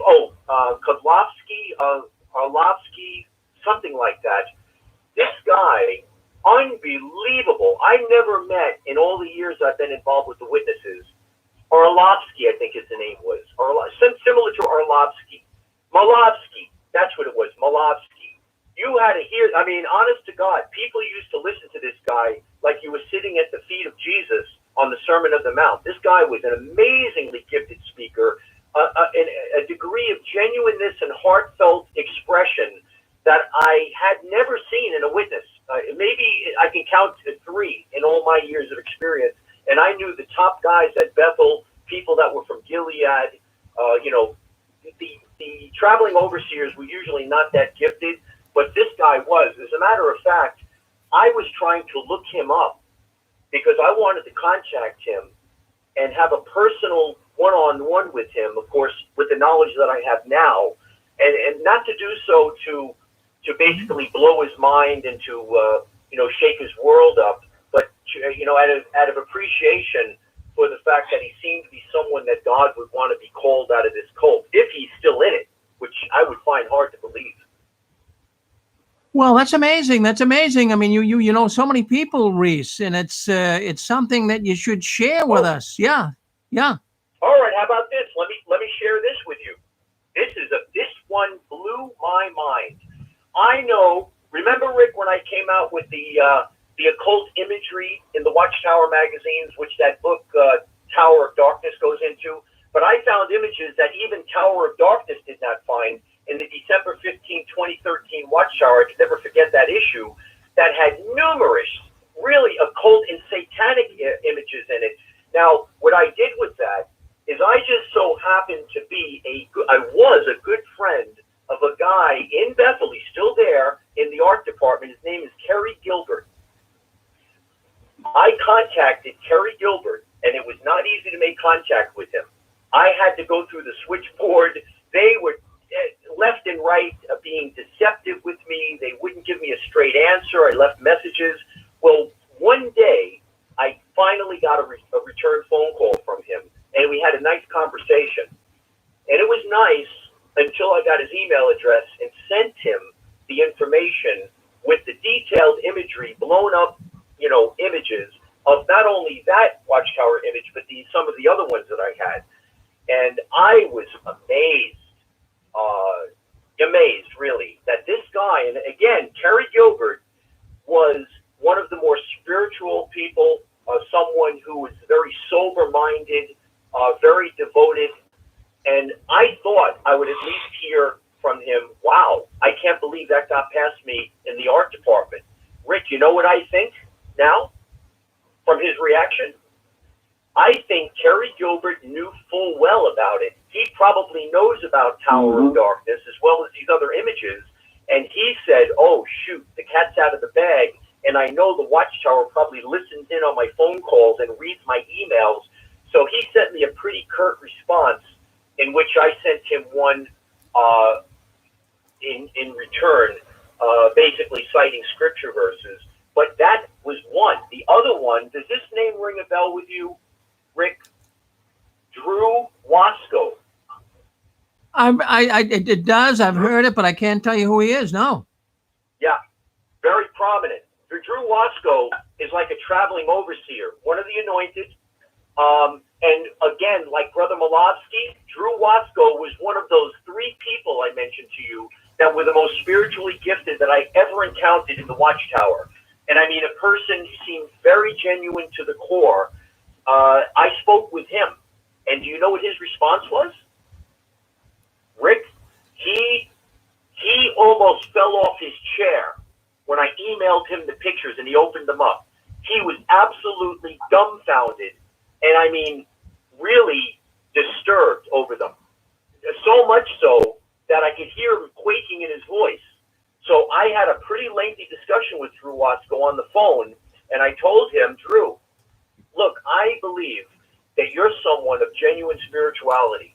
I believe that you may be following something that is a deception, that is not a true gospel, but I believe God can, even despite that, use you and bring you to a full, saving knowledge of Jesus Christ as the divine being that he is, and that I would like you to go with me to speak to Kerry Gilbert. You know what happened? I'm going to tell you what happened. I set wheels into motion when I contacted Bethel and I spoke with the presiding overseer of the congregation in my neighborhood, who canceled the meeting with me. We were supposed to meet with Dave Simonian. You know that name, Rick. Oh, yeah, I do, yes. We were supposed to meet with David Simonian to get his thoughts on what was going on here and what should be done about it, because obviously some satanic imposters had gotten into the inner sanction of the Watchtower. They canceled the meeting, cut me off cold, would not return phone calls, and Drew Wasco, they must have contacted him, because all of a sudden, he broke off all contact with me. I never heard from him again.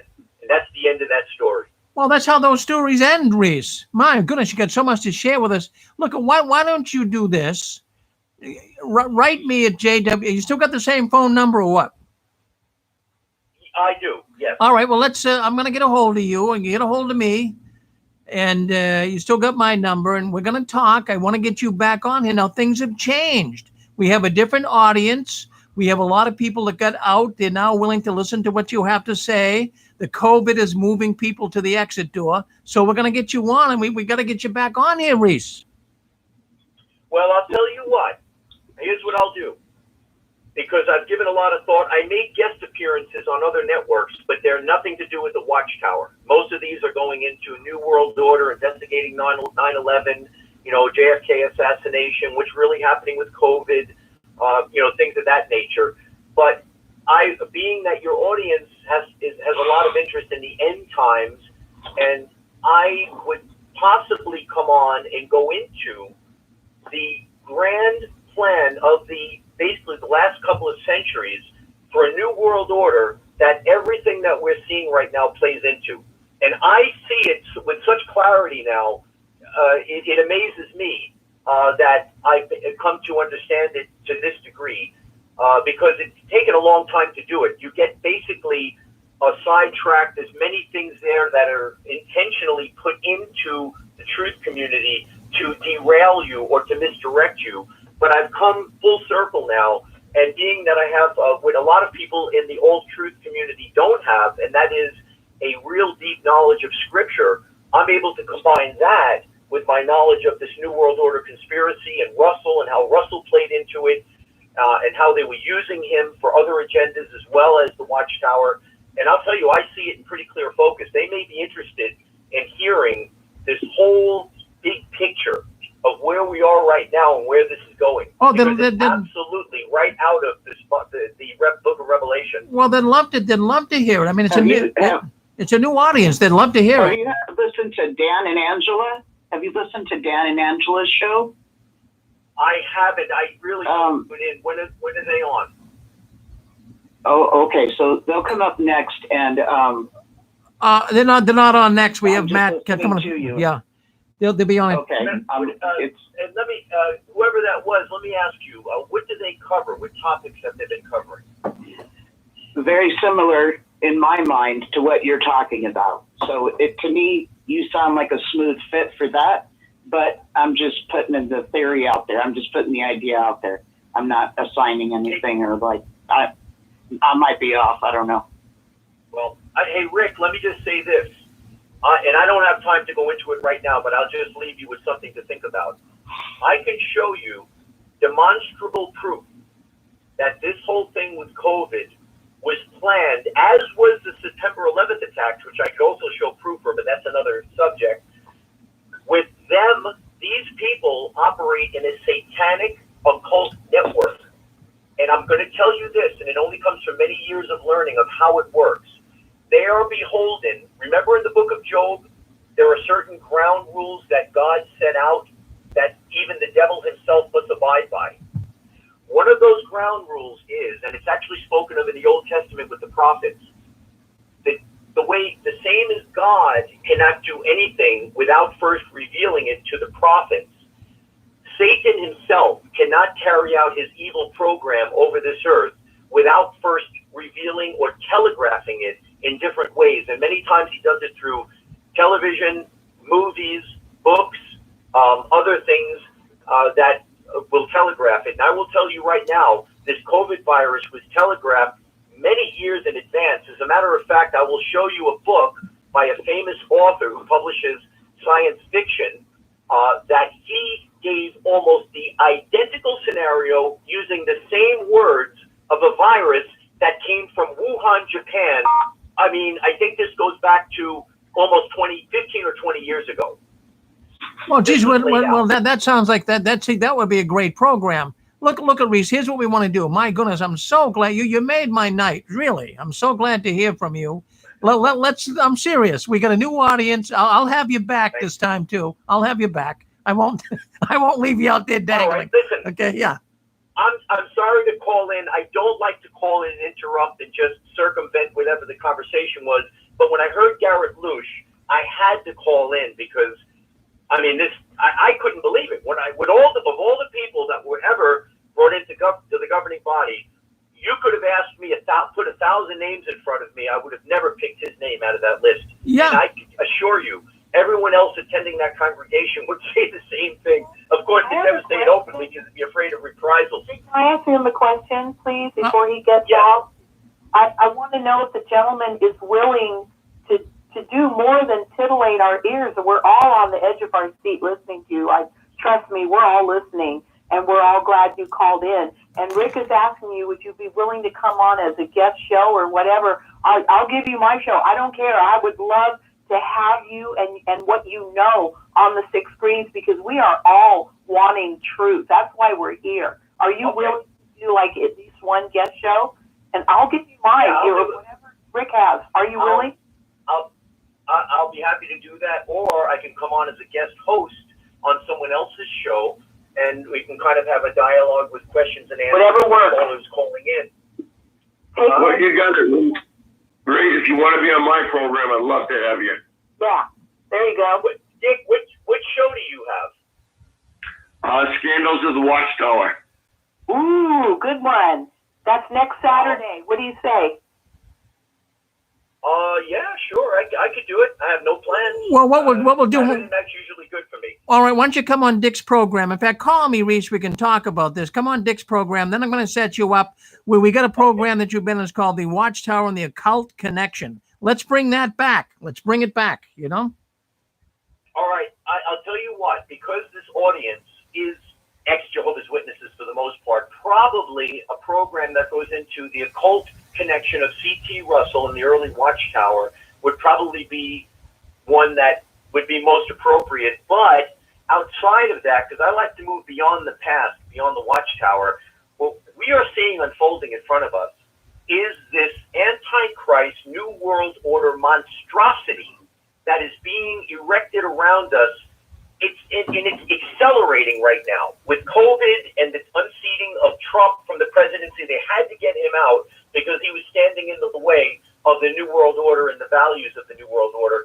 But COVID and taking down the American and global economy using COVID, there's so much to talk about, and that would, I'm sure, interest your audience, being that it's going to affect them in their lives. Okay, so Reese, can we talk about what you just said? We're not worried about the past. We've heard tons of stories. Please, just what you're saying, can you do that for us next Saturday, please, with Dick? Okay. Yeah? Okay. That means you want me to focus more on those topics. You want me to focus on the New World Order, conspiracy, COVID, the satanic occult telegraphing of events before they happened. And I'm going to tell you something. It's mind-blowing, but I'm going to tell you this much. It also will strengthen your faith that whatever is written in Scripture is absolutely true. And I've been never more convinced of it than I am now. Well, thank you. I cannot wait till next Saturday. I'm going to be so waiting. So please, Reese, we look forward to you on Dick's show at 2:45 Pacific Standard Time, 5:45 Eastern Standard Time next Saturday. Yes? Oh, it's that early? 5:45 Eastern Time? Yes, sir.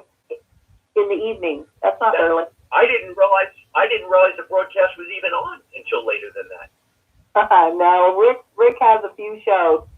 God bless his heart. So you'll call Rick and Dick will work with you, and you can work with Dick and schedule it with Rick, and I can't wait. Thank you so much. Okay, sounds good. Well, Rick, we'll talk. Okay, give me a call, Reese. That'll be great. Thank you, Reese, for checking in. Like I say, a lot of people are all excited. They're really good. Thank you, Reese, for checking in with us. Appreciate it. Thank you. All right. Have a good night. So he's going to give us a call. Anne-Marie will get all together, and Dick, and we'll get Reese back on here with us. And people like it. They're responding really well to it in all of our networks. They like the idea. So that's good. So we are now coming down to the end of our program. I just want to ask, is Matt Christopher out there? Matt Christopher, are you out there? Matt Christopher from Australia, are you out there tonight? He's got a program. Supposedly he's supposed to come on, but I haven't heard from him all day. But Matt Christopher, well, we don't know where Matt is, so we'll just kind of keep moving forward here, and hopefully he'll come on with us. He's scheduled. He's been missing a few times here. I'm not sure. I hope he's okay. We'd like to hear from him, but if not, we'll just continue on here. We got more to talk about here on JW World News. That was Reese. That was Reese out of New York, a very intelligent man. He knows where the bones are buried. He knows a lot about Watchtower and the New World Order, the Illuminati. Now, I know there's some people in the audience. There's other people out there that left the Jehovah's Witnesses. They don't believe that at all, but many do. Many do, and this guy knows a lot about all of that. So next Saturday, we'll try to get him on Dick's program, and then we'll get him on his own program, Watchtower and the Occult Connection. Yeah, that's a great program. So let's see if we can't get him back on. Yes. I think many of us, I mean, if there's a little bit of time because Matt isn't calling in, but I want to apologize, first of all, for being presumptuous, but I had to jump in. I don't want to just hear titillating. I don't want to get all excited. I want to know that Santa Claus is really coming to town. I want to know that he's going to commit. And God bless him, he did. And then Dick jumping in and saying, hey, you can be on my show. Oh, thank you, Dick. Thank you, Rick. Thank you, Reed. Because I think that we don't need to worry about who might be offended or might not understand or might not believe. No, we all need to put on our big girl panties and our big boy boxer shorts and be open to what really is going on and has been going on. There are so many layers to what we call reality, and it's time that we get our heads clear and our minds open. And I'm so grateful. I cannot tell you how excited I am. I think Reese was moved by the universe to come on tonight. And thank you, Rick, for having him. We got to get him on the show. He has to get on a show. Well, I'll tell you what. It really is amazing to me that he even called in. So that's good. People loved him on here before. He had a little go around with Barbara Anderson. I don't know if you guys remember that or not. I mean, I am in Reese's camp with this. Him and Barbara Anderson went at it. Barbara Anderson was suggesting that, Russell was not a Mason. And I mean, they got into a big debate about it. It was a great debate right here on the 6 Screens. And I tell you what, see, a lot of people, here's what happens. There's a lot of witnesses out there. And when they leave the Watchtower, they don't want anything to do with spirituality. So when people leave the Watchtower, they don't believe in God. Many of them become atheists. And if you don't believe in God, you don't believe in the devil. And if you don't believe in the devil, you can't believe in a cult because you say, well, that's all foolishness. That doesn't exist. But, there's a number of Jehovah's Witnesses that have left and they still believe. And listen, friends, I'm a moderate. I'm not trying to preach to you. But, we try to cover all the bases here at the 6 Screens. I believe that everybody has a voice. We want to hear everything from the subliminal messages in Watchtower literature, which people say is all, baloney. It's not. I mean, you'll have to see some of the stuff. Reese talks about that. We'll get him on. It's wonderful. Yes. Dick, what you want to say? Well, I just want to say that Reese is really a very decent and brilliant man. He does his homework. He does his due diligence. And he's a straight shooter. And what he's going to tell us is the truth. I just wanted that to be out there. Yeah, so we'll try to get him on. He's going to call me. I think it's wonderful. So we'll get him on with you next week, and then we'll get him his own program on here if he wants to do that. So I got a spot for him, so we're gonna work with that. So let's see what we can do to see if we can't get him to become part of the program. He did it before, and he did a great job. And I think our audience now is more advanced. We have a different audience than we had 3 years ago when he left. So our audience today is more advanced. They're willing to accept some of these new thoughts on why the Watchtower is the way that it is. So great. It was great to hear from him. All right. You're on with us. All right. Let's take a look. All right. So we don't know what Matt, are you on with us? Matt Christopher. Are you on with us? You got to get a hold of me, Matt. You got to let me know whether you're coming on. I got to leave a spot open for you here. Let me know if you're on with us. Unless I hope you're all right. I hope you're not having trouble over there. But, anyways, let's take a look. We'll stay on JW World News here. If Matt comes on, we'll bring him in from Australia. He comes in every other Saturday night. I think things have been a little discombobulated for him. I just hope that he's not sick. So we wish you the best, Matt. But if you are on here with us, by all means, just come in during the news here and let us know you're on with us. All right, let's take a look here. Let's see what else is going on behind the curtains of the Watchtower. Okay, let's go back here. All right, I want to bring this up. I think this is very important. Let's just take a look here. All right. It's concerning the conventions. This year, there's going to be a convention, as we all know. They have it every year, but they're not going to be meeting in person. They're going to be doing it through Zoom. And we know that the conventions have always been a big thing for the Jehovah's Witnesses every summer. I mean, you guys can remember when you went, but now it's all virtual. Now they're all doing it online. So what I'm going to do is I'm going to play a little clip here. You'll hear it if you're on our Six Screens telenetwork on our video suite. You'll hear it if you're on the radio network, and you'll see it on Facebook and YouTube. So I'm going to play this. This is right from jw.org, and this is a clip. This is a clip advertising the convention. But listen in, watch what they say about the convention. It can be hard to put faith in something you cannot see. But real faith is not blind. This is a trailer for the convention. You can see the quality of the videos are improved at Watchtower. They're playing on people's emotions. So this is a little trailer that people can get, and they can send it to their friends if they want. So let's listen in.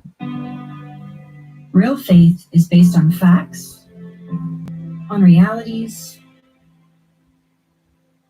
on truth. It gives us courage and strength, and it helps us to endure. When life gets hard, it provides peace.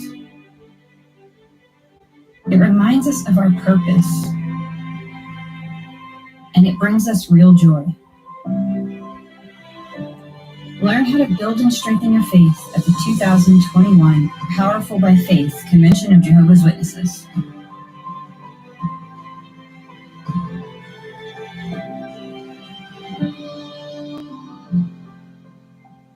Well, there you go. Powerful by faith.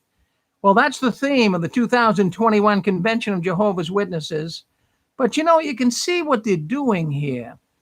It's just an emotional, they're showing people hugging, they're showing people really getting together and enjoying life. But really, is that really the real Watchtower here, or is this a bunch of baloney? It's a bunch of baloney. And not only that, there's no invitations, as I say.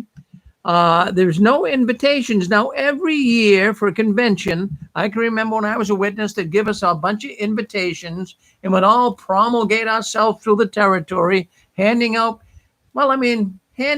brochures, little flyers for people to come to our convention. Now, the conventions, up in Montreal, Canada, 300 miles from where I live, out in Worcester, out in Springfield, 90 miles away from where I live. If you went out in this invitation work, and you really had to make it priority, get out and give those invitations out, who in their right mind is going to get in the car and travel 350 miles to Montreal from Boston because they got an invitation to go to a witness convention? Let's face it, the cult here is struggling to get its own people to attend. They're not printing any invitation. I suppose you could probably get something online like that video and send it to a friend if you want them to come. But the whole idea of inviting people to the conventions when we were witnesses, it was nothing but what I would call busy work. So something to keep us all busy.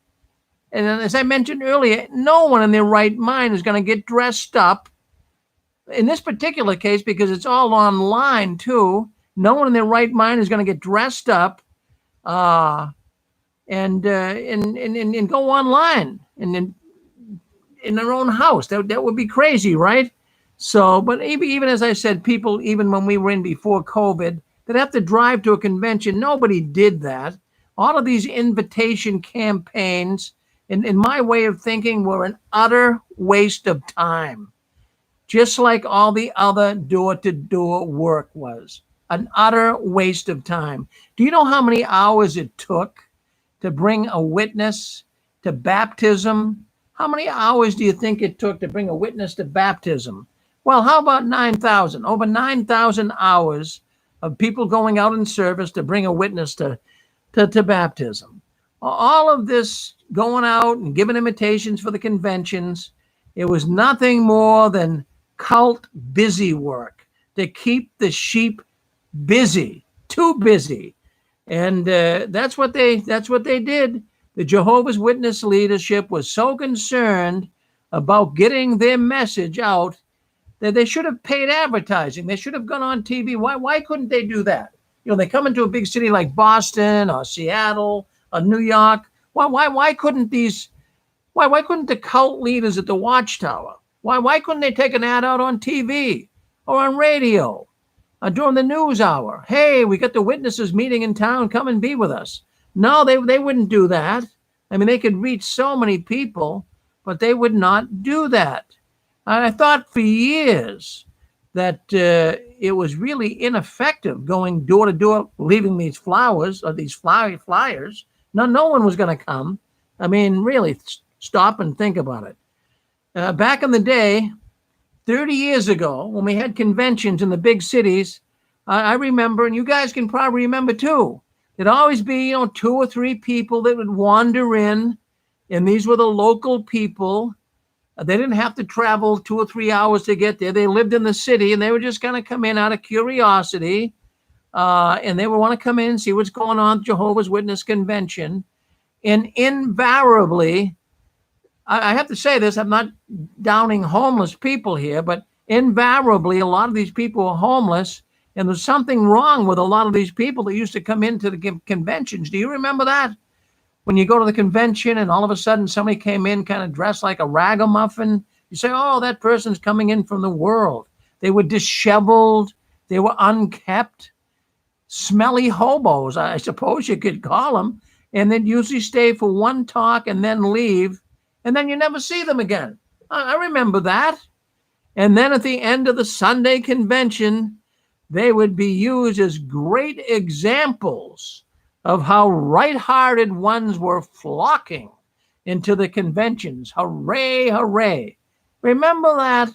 It was obvious that these invitations we would give out around our territory was just to make time, an effort to take us away from the actual teaching people the truth. I mean, think about it. And we never taught the people the truth anyways. But what a waste of time. We were just paper boys. Rushing to deliver as many stupid invitations as we could. You guys participated in that. You participated. We all felt like we were doing something. You're on with us. Go ahead. Hey, Rick. Yes. I couldn't help but kind of do an internal smug smirk a little bit. It sounds very rude.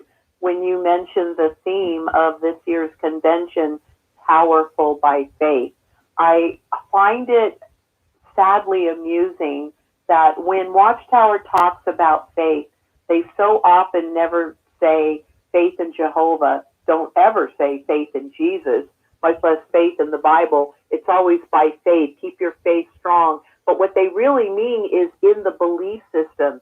Keep your indoctrination strong. Keep your programming up to date. They want to make sure that all your gears are well oiled with the Watchtower dogma. And it's just a sad thing. Powerful by faith? Well, yeah, the Watchtower has the rank and file like a fine-tuned machine. Everything working properly, just the way they program it. And it's just so sad. And to hear that little emotional heartstring music in the background, oh, we're so good. We're so faithful. We need to help each other to endure, and then we'll have peace, and we'll have joy. And oh my God, it makes me want to puke. Thank you, Rick. Well, Anne Marie, it is. It really is something else. And, I can remember many themes. Love never fails. That had some momentum to it. A lot of conventions, the Peace on Earth convention back in '69, they all give a title. So, that's what they do. But this year is the first time ever that I can remember. In fact, I think the first time in Watchtower history that they're not printing an invitation for you to give to the conventions. And I didn't even see one online that you could grab that video. Maybe people could take the video and send the people an email with the video in it, I suppose. Yeah, so things are changing. The Watchtower, this isn't your grandfather's Oldsmobile anymore. This is an entirely different organization.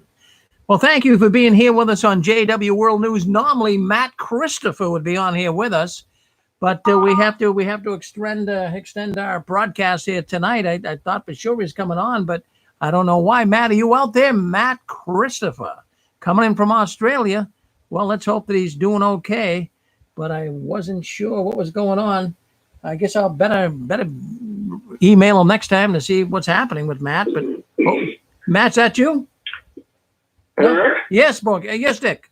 Yeah, just a couple of thoughts on this fellowshipping. If you became a Jehovah's Witness like I did, because you believed 1975 was going to bring Armageddon, and it didn't, and you became a Jehovah's Witness because that's what you believe, and they make it very believable, at least they did for me back in the early 70s. And if you are disfellowship, I would say that your disfellowshipping is null and void. You should just forget about it. Doesn't mean anything. That's crazy. And another thing that Dan brought out a couple of months ago, I really liked how he put it. When the prodigal son was coming back to his father didn't say, well, you know what, you have to sit back in the kingdom hall for 6 months, maybe a year, maybe 6 years, who knows, because of the sin that you committed. We're all sinners. We all commit sin. And who is the Watchtower to decide what sins are serious sins and what sins aren't? I just wanted to throw those two things out there, Rick. Thank you. Oh, that's good. Thank you, Dick. Well, thank you. Yeah, no doubt. No doubt. You know, we talk about a lot of things here on the Six Screens every Saturday night, and we've been doing it for 16 years. We've never missed a Saturday night, and it's meaningful that people hear everything. And as I even said earlier with Reese coming on, Dick, just mute your phone if you would, Dick. Hit *6. Yeah. Well, what happens is we have, you know, a lot of people come through here every Saturday night, but there's always something. Dick, I'm going to mute you. It's because the phone is a microphone. It picks up on everything we can hear going on. So I'm going to mute you right now. Okay. That's it. We just mute. Okay. So, yeah, we got a lot of callers coming in tonight. And just remember, what it is your phone is a microphone. And when you unmute it, we can hear breathing. We can hear background noise. So what you do is when you want to speak up, you hit *6. That unmutes you. And then when you're done speaking, you hit *6 once again. And boy, we can keep the lines nice and clear. So anyways, I wanted to bring this next story up. Jehovah's Witness streaming. I don't know if you saw it, but this month's update, governing body update, Jeffrey Jackson. Well, a governing body member encourages families to keep spiritually strong during the pandemic. Parents share what they have done to meet the spiritual needs of their children. So what he wants to do, this whole update, number 5 from the governing body, has to do with families and bringing the children together and the parents and the families working with the children. Friends, I have to tell you, I see something of an undercurrent here. I see the Watchtowers evidently having a lot of trouble keeping children, teenagers especially, in the organization. For them to actually have an update number 5, a 20-minute long video giving you ideas how to keep your children, you know, close to you and listening to Jehovah'sWitness.org streaming, that they have to do something. We're gonna play a part of this for you. Now, let's play it. I found part of it really silly at times.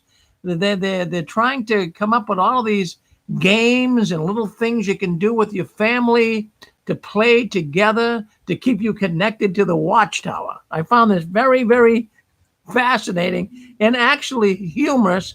Well, let's listen in. Let me get Jeffrey Jackson up here. Let's listen in. Let's get a hold of Jeffrey Jackson. Well, there he is right there. Let's hear from Jeffrey. Greetings, brothers and sisters, and welcome to this update on the global COVID-19 pandemic. On behalf of the governing body, I want to tell you how encouraged we are when we hear about your endurance through these difficult times. In this update, I'd like to speak to you parents who are raising children. Although all of us have had to stay vigilant to protect ourselves and others, you, dear parents, have carried a particularly heavy load.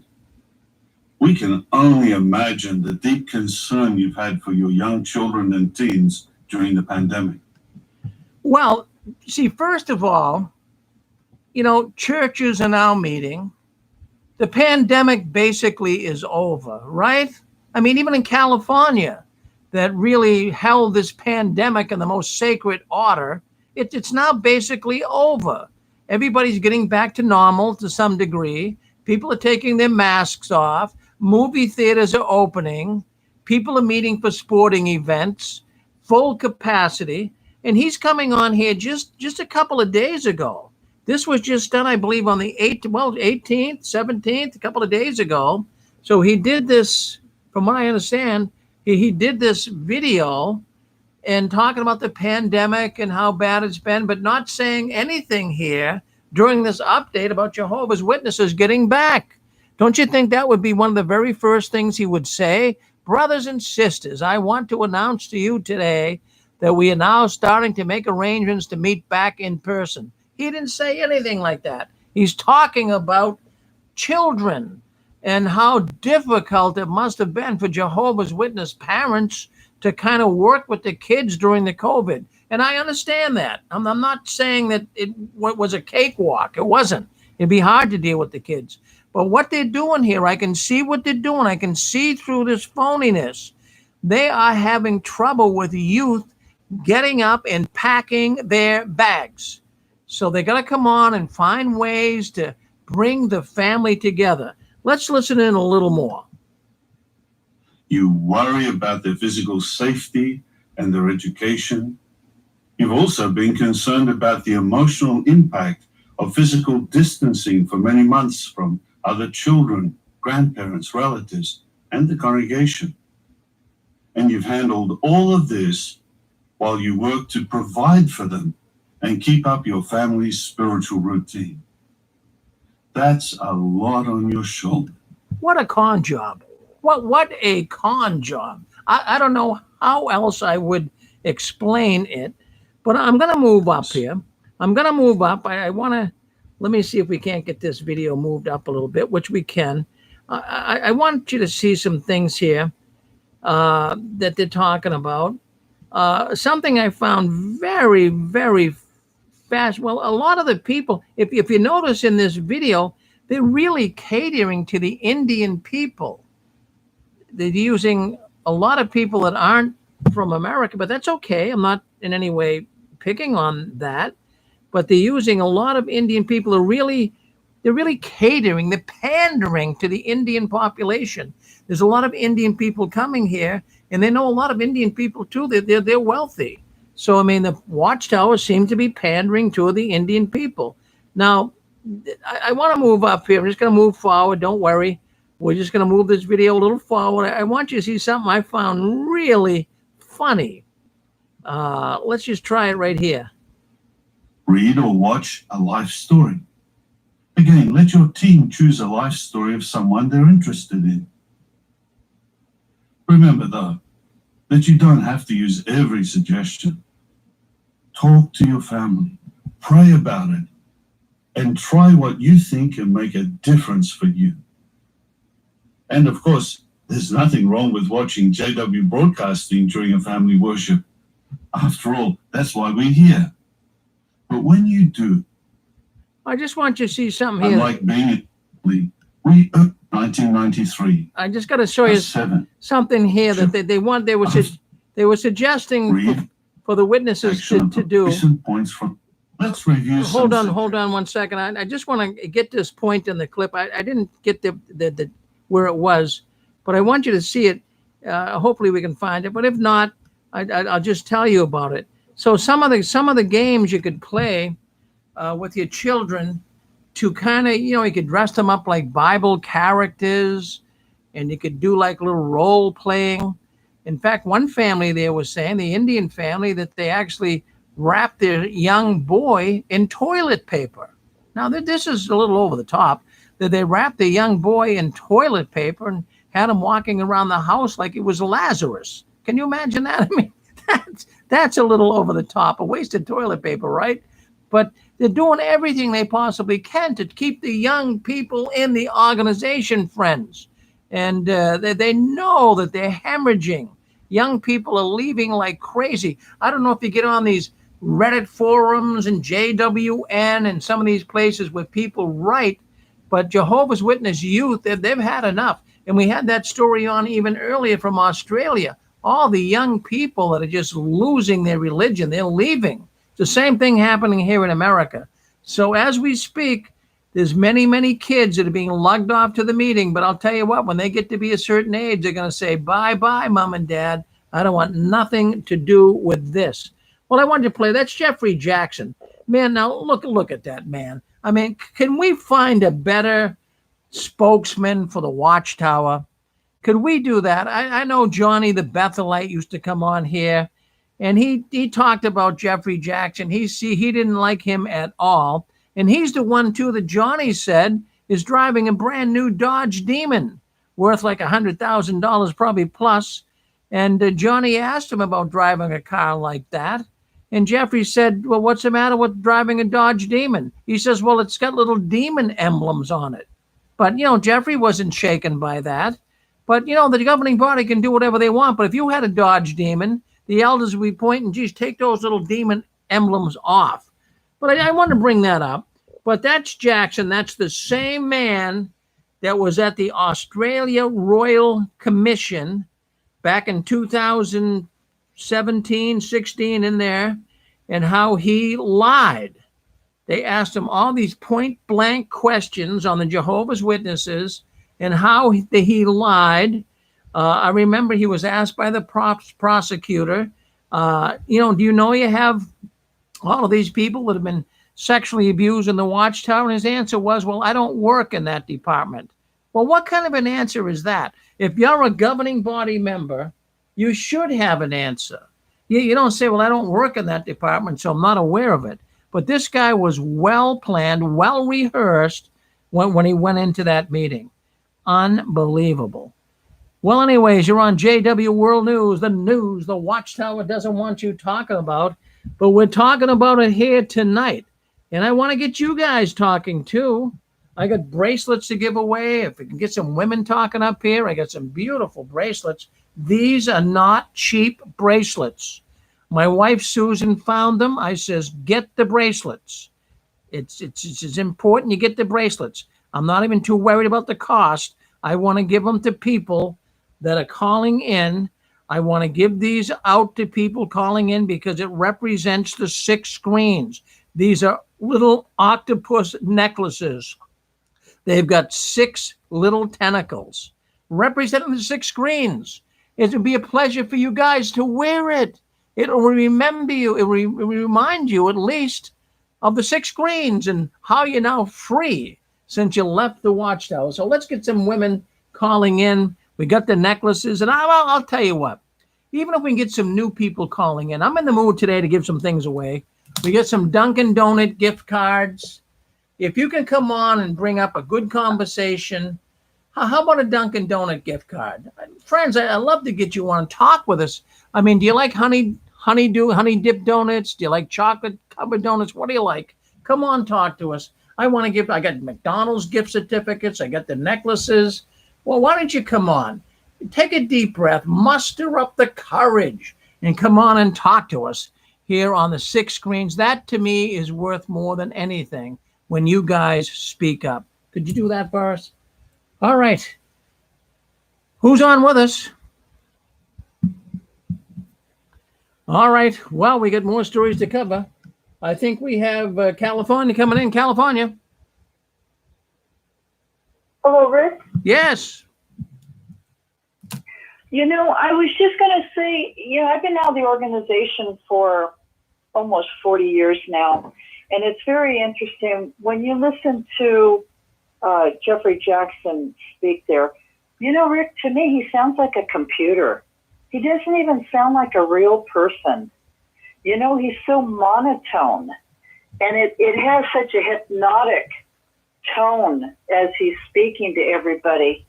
I mean, it just blows my mind away that people listen to that garbage, from him.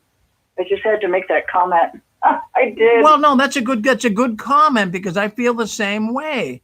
There's a hypnotic, when these people speak, and Rutherford is really a master at it. When he spoke, it was like hypnotic. Not Russell, I'm sorry, Rutherford. When he spoke, it was like hypnotic. It's the same thing with these guys today. They're trained on that. And in the up and coming programs we get coming, I've got a hypnotist specialist. I'm trying to get him on the program. It looks like we may have him on, and he's going to talk about all the hypnotic techniques the Watchtower uses. That's going to be fascinating, because this is just what they do. It's just what they do, because what we try to cover all the bases here, Constance. We have to hear it all. We had Reese on earlier, and even though he goes down a lot of these rabbit holes, I want to hear everything about the Watchtower. And I want to hear it, and I'll make a judgment on it, So thank you. Thank you. Well, it's almost, yes, I was going to say, listening to Reese, I've never heard him, but it's like he's connecting all the dots. So I think that'll be a real informative time for him to come on and explain, the research that he has done to help people to really connect the dots. But it is very occultish and very demonic, and it's all done intentionally. That's the thing about it. It's not by accident. It's all done by, it's intentional. The motive is intentional to make people hypnotic. So anyway, I just needed to share that. So thank you, Rick. Well, no, in fact, Reese, I'll tell you what, he's a very intelligent man. If you could meet Reese, you'd say he's an exceptional person. Now, Dick Borgie and I met Reese back in 2013. And if you guys listening in can remember, there was a documentary, one of the first documentaries about Jehovah's Witnesses to come out in full-length motion picture. It was called The Truth Be Told. And it was done by, I forget the man's name now, but he made the movie. And evidently he got a grant, from what I understand, to make this movie all about Jehovah's Witnesses and how they felt and how they were treated when they left the organization. So we had the grand showing of this full-length motion picture in 2013 in Brooklyn, New York, of all places. So anyways, he called me up. Wow. He says, Rick, can you come down? He says, we're going to have the grand premiere, the debut of our motion picture, and we'd love to have you and some of the members of the Six Screens and come to the movies. So I says, okay. So Dick Borgie and I went down, and we went to the movies, and there was 250 people there, believe it or not. And we were all going into the theater, and I was interviewing people there and talking to them about their connection to the Watchtower. And we went in, we listened to the movies, and I met Reese there. Reese was there at the movies. And he says, wow, he says, he says, I listened to the Six Screens. He says, I'm so glad you guys made it down here. Geez, he was shaking hands with Dick and me. He says, oh, I really am so happy that you guys could make it. And then he says, can I come to your hotel room later? He said, I'd like to talk to you guys. I says, absolutely. So, geez, after the movie was over, Reese came up to a hotel room. We were there for 3 or 4 hours. And he was telling us all this stuff that he knows, the conspiracy, the Illuminati, the Masons, all of this stuff. It was like mind-blowing. So we got to know him. And Reese had his own program on here called the Watchtower and the Occult Connection. He had that for 2 years. And the audience was really a little nasty with Reese. And Barbara Anderson, who we all know, and we love her dearly. She's been on the program a dozen times at least. And Barbara Anderson came on, and Reese and her had a debate. And the debate was, was Charles Taze Russell a Mason? Well, Barbara Anderson says no, he was not a Mason. And Reese, undeniably, he says that he was. And they went into it and they got it. Now, it doesn't really make much difference whether he was a Mason or not. It doesn't make much difference. But they seem to, I don't know what difference it would make, but if he wasn't a Mason, he sure used a lot of the Masonic terms, and he certainly connected himself with Masonry, whether one wants to believe it or not. But maybe he wasn't one. Who knows? The mystery's still out. But this is the type Reese talks about this. He talks about the bloodlines of the Illuminati. Now, we don't, I know there's a lot of people listening. They're probably going to shut the program off. I don't want to hear this. They go ballistic when this comes up. But I think they should hear it. Geez, the Watchtower, Constance, you know it. You've been touched by the tentacles. And, we sit here every Saturday night. And I can't even sleep at night because I wonder, what in goodness name's sake, what is the hold? How does this organization who is telling complete lies, how do they hold people to their way of thinking? This is masterful. This cannot be made up by some man. This has got to be occultism. Right, exactly. Right. Well, honey, the thing I was going to say, what's interesting about Freemasonry is my mom's father was really involved in the Freemasons. And his wife, who was my grandmother, was an Eastern Star. So they were deeply, deeply involved in this. And I remember, I'm not sidetracking. I'm just sort of validating what you're saying there, Rick. I remember asking my mom when she was alive and my Uncle Chet, what were they all about? Oh, it was just an organization and they got together and, they socialized and, they had a good time. And I would say, well, was it a religious organization? No, not necessarily. Well, when you go online and you do YouTube videos, it gives you a lot of insight of how secret they are. They're a secret society. And the bottom line is both the Eastern Star and the Freemasons, they bow down to Lucifer. They're Luciferian. And a lot of people don't know that. And so what I find very interesting with your friend Reese, because, I had never heard of him until tonight, he's done the research, Rick. And I think for your audience, they need to try to open up their minds a little bit and not be so closed-minded. And I know that's so much easier said than done, but there's a lot that's behind the Watchtower.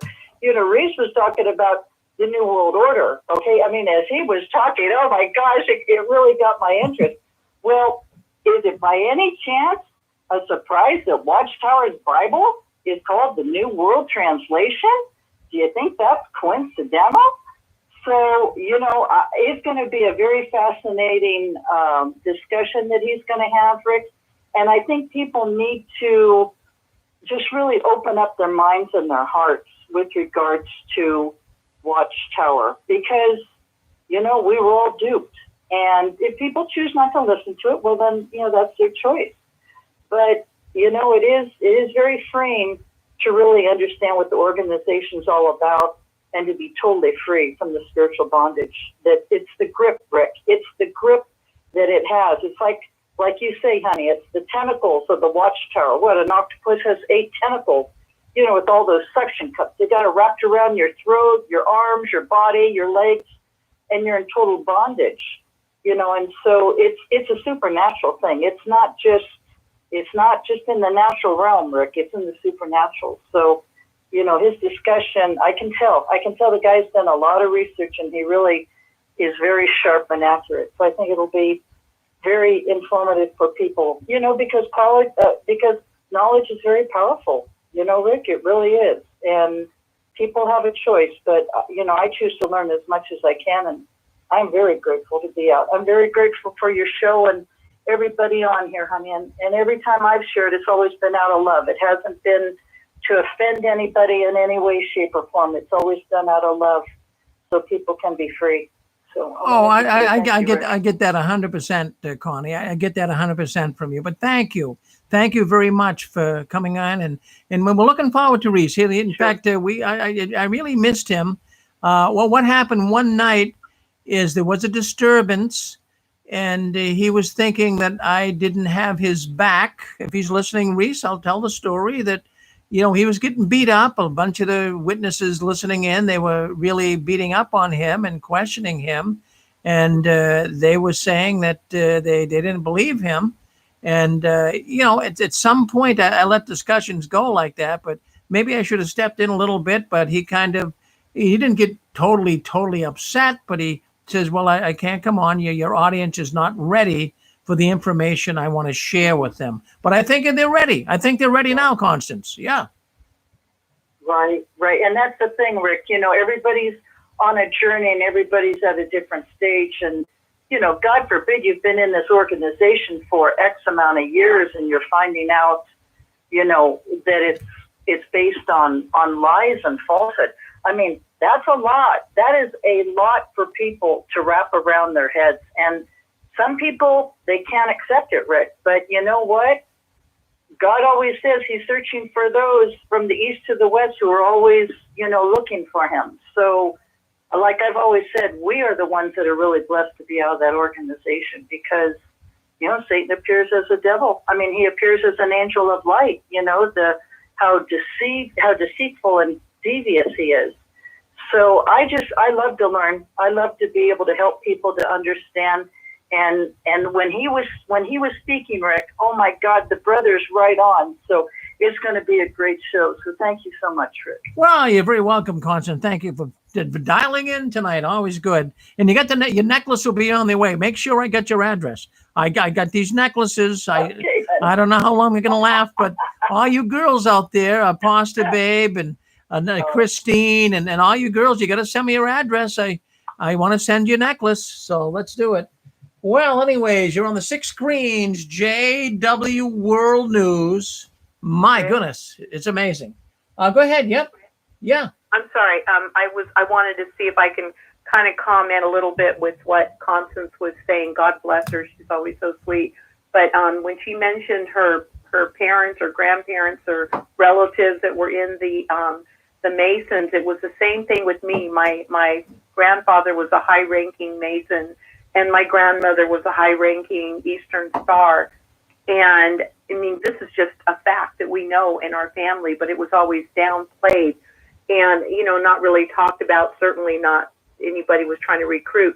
But the thing is I came to be friends with a lady who got involved, very heavily involved with the Eastern Star.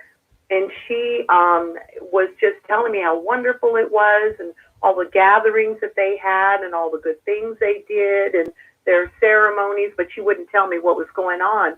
And, she got to know a lot of high-ranking people over the years that I knew her. And I asked her if she could find out if my grandparents' name were somewhere. I told them their names. I told her their birth dates. I told her where they were affiliated with the Masons. And she said she would get right on it. And when I met with her about a month or so later, she said, try as she might, there's no record of my grandparents being Masons. So that is just an example of how Brother Russell, he so clearly was a Mason. He was, my God, look at all those symbols he had printed on his magazine. He referred to his Mason brothers from the podium more than once, how much love he had for his Mason brothers. And I forgot what the source was, but I do remember reading that in the very beginning, when Watchtower was meeting for meetings in a place, they were meeting in Mason halls. And after the brotherhood decided growing, we can't call them Mason halls. We should call it something else. And somebody said, let's call it Kingdom halls. So they did. And, even when I was a kid in the 60s in San Francisco, we always met every single year at the Masonic Lodge. And I never thought twice about it. That's where we had our convention in the wintertime. And I remember I worked in the basement. It was freezing. So the fact that people, witnesses who want to deny that Brother Russell was a Mason by saying, oh, there's no record. Of course there's no record. It's called a secret society. It's none of your business. You're not going to know anything. And if you don't have any evidence, nobody, and I mean you, anybody, has no evidence that Russell was not a Mason, but there are plenty of telltale or, evidence, let's just say, circumstantial, if you will, that clearly points to the fact that he was. And for God's sake, why would anybody commission a Masonic pyramid to be built over his grave? And the Masonic thing that was built near his grave, I don't know if it was built before his grave or after, there's a huge Masonic lodge, just like yards of half a block, it's not too far from Russell's grave. We have to understand that just because we came out of an organization, and as Constance was saying, it's a shock to realize that the truth was a huge lie, that you were deceived by people you trusted, that you thought spoke from God. You thought you were in God's organization, and it turned out to be an organization of lies and false prophecies. Yes, that's bad enough. Yes, our sad stories are sad enough. Yes, it's horrible we have to live with shunning. Yes, it's a sad, hard life, and we carry deep scars. And we all have our boo-hoo stories, and we all support each other. But there comes a time where Paul said we need to be ready to eat the meat. And the meat is the deeper, darker truth. Like Morpheus said to Neo, do you really want to see how far the rabbit hole goes?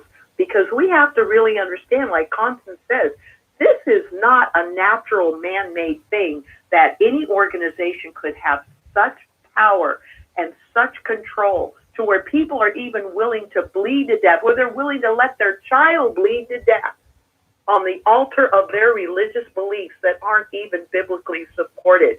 It has to be a power behind this organization that is not man-made. It is deep and it is evil. And the Illuminati, sorry anybody doesn't care, it's real. All these little secret societies, they're real. And Rick, I beg you, when Reese is willing to come on, God bless him, I hope that only those who support him or who ask honest questions are allowed to speak. And if anybody want to give him grief, you know what? Do we really have time for this anymore? Thank you, Rick. Well, thank you, Anne-Marie. No, in fact, I'm listening intently what you were saying. And I did go down to the Rosemont Cemetery, north of Pittsburgh, Pennsylvania. I did go down there. That would have been around the year 1997, 98, perhaps. I went down, I visited it. I wanted to see for myself the pyramid, which I did. Now, Rosemont Cemetery, it's a large cemetery, I'll tell you that. And so when I pulled in there, I was wondering where I could find the grave because I heard about a 9-foot pyramid, I guess it was, that was sticking up, and it was so obvious. But such a large cemetery, I couldn't find it. So I went into the groundskeeper office, and I said, I'm looking for the burial site of a man named Charles Taze Russell. I believe there's a pyramid, from what I understand, at the site. Oh, yeah, no, I know where that is. And she said that's in the Masonic cemetery section. Now, what would a Jehovah's Witness be doing buried in the Masonic section of a cemetery? And then when I was there, right across the street, you were right, Anne-Marie, right across the street was the largest Masonic temple in the United States. I took a picture of it. I wish I had it here tonight. I didn't know we'd be discussing this, but I took a picture of it. You could see it. I took a picture of the pyramid, and then you could see the pyramid in the foreground. Then in the background, you could see the Masonic temple. But what was Russell doing being buried in the Masonic section of the cemetery? To me, that speaks volumes. I don't know what it does for others, but I mean, it speaks volumes. What do you do with that? You just can't take a big eraser and erase it. Really, you can't. But you know what really bothered me? Now, here we have Russell's grave site. There's the pyramid. And next to the pyramid was a tombstone with a picture of Charles Taze on it. But, I'll tell you, I wasn't even a witness at the time, but something really bothered me about being there next to that pyramid. It was covered with moss and mold. It wasn't kept up. The pyramid, the structure of it was all moldy and dirty. I'm thinking, for here is the founder, so to speak, of the Bible students who really got the you could call him the father of Jehovah's Witnesses. You could call him that. And yet, here's a man's grave site that's going to hell in a handbasket. I couldn't believe it. You would think they'd at least get down, pressure wash it, take care of it. But it was a disgrace. And I left there and I said to my wife, that is no way for the witnesses to have the founder of the Watchtower, his gravesite, looking like that. It was despicable. It was despicable. Well, I'm glad you're with us tonight, friends. We talk about all of these things every Saturday night. We want you to spread the word. If you're on YouTube, let your friends know. We do this news every Saturday night. On Facebook, share it. Share the Facebook. That means a lot to me. Share it with your friends, and you guys share it all over the place. Let people know that we do this every Saturday night. We do it with passion and commitment. I'm not here for the money. I don't want you to send any money here. I tell you that all the time. People still want to send money to the Six Screens. Please don't. I'm okay. I want to be able to do this on my own dime. It's important that I get this message out. I'm not looking to profiteer on this at all. So don't send any money here. I want to do this because I want this message to get out to everybody free. There's a lot of Jehovah's Witnesses that have left the organization. They don't have a lot of money. They never had good careers. And I don't see where they should be charged to have to listen to the information that we give you. So I'm doing it on my own dime, and I love doing it. And I'm going to continue doing it. And we're not going to give in, up, or out. We're going to keep exposing this organization until we see them cooked, until they can take them off the grill, because that's how I feel. We're going to keep going. We got so many people out there too, and I want to root all the people. I want to cheer all the people doing all the YouTube videos, all the people, Mike and Kim. I want to salute John Cedars, as he's known as Lloyd Evans, Mark O'Donnell, Jehovah's Witness Escape, all the people that are doing YouTube videos, critical thinker. There's so many of them. I want to tell them all, keep going. Don't you ever give in, up, or out. Keep exposing these bums for who they are, a very dangerous and a destructive organization. Well, anyways, we're looking forward to our next program. We get coming up at 11 o'clock. It's Healing After the Watchtower. My, if you haven't listened to that program, that's a Pasta Babes program. Apostle Babe and Daniel, they'll be coming on. It's great to listen to them. They let their hair down, so to speak, and you guys can come in and talk to them, and you can tell them your story. They'll love to hear from you, so they'll be getting ready here at 11 o'clock tonight, right here on the Six Screens Telenetwork. Well, let's see what else we got going on here. My goodness gracious. Matt Christopher, you out there? We're looking for Matt Christopher. I kind of hung in here and doing a program for him, but Matt Christopher, we do not know where he is. Hopefully he's okay. All right, so anyways, let's see what else we got going on behind the curtains. I had a lot of stories tonight, so that's a good thing. I got this story here. I wanted to ask the audience, what was the creepiest thing you have ever read in the organization? Or the creepiest thing you ever heard coming out of the organization's mouth? What's the creepiest thing? Well, I got information coming in here to the Six Screens. There's some people that, they write all kinds of things. And I'm sure you even can think of some of the creepiest things that, you came across when you were in the Watchtower.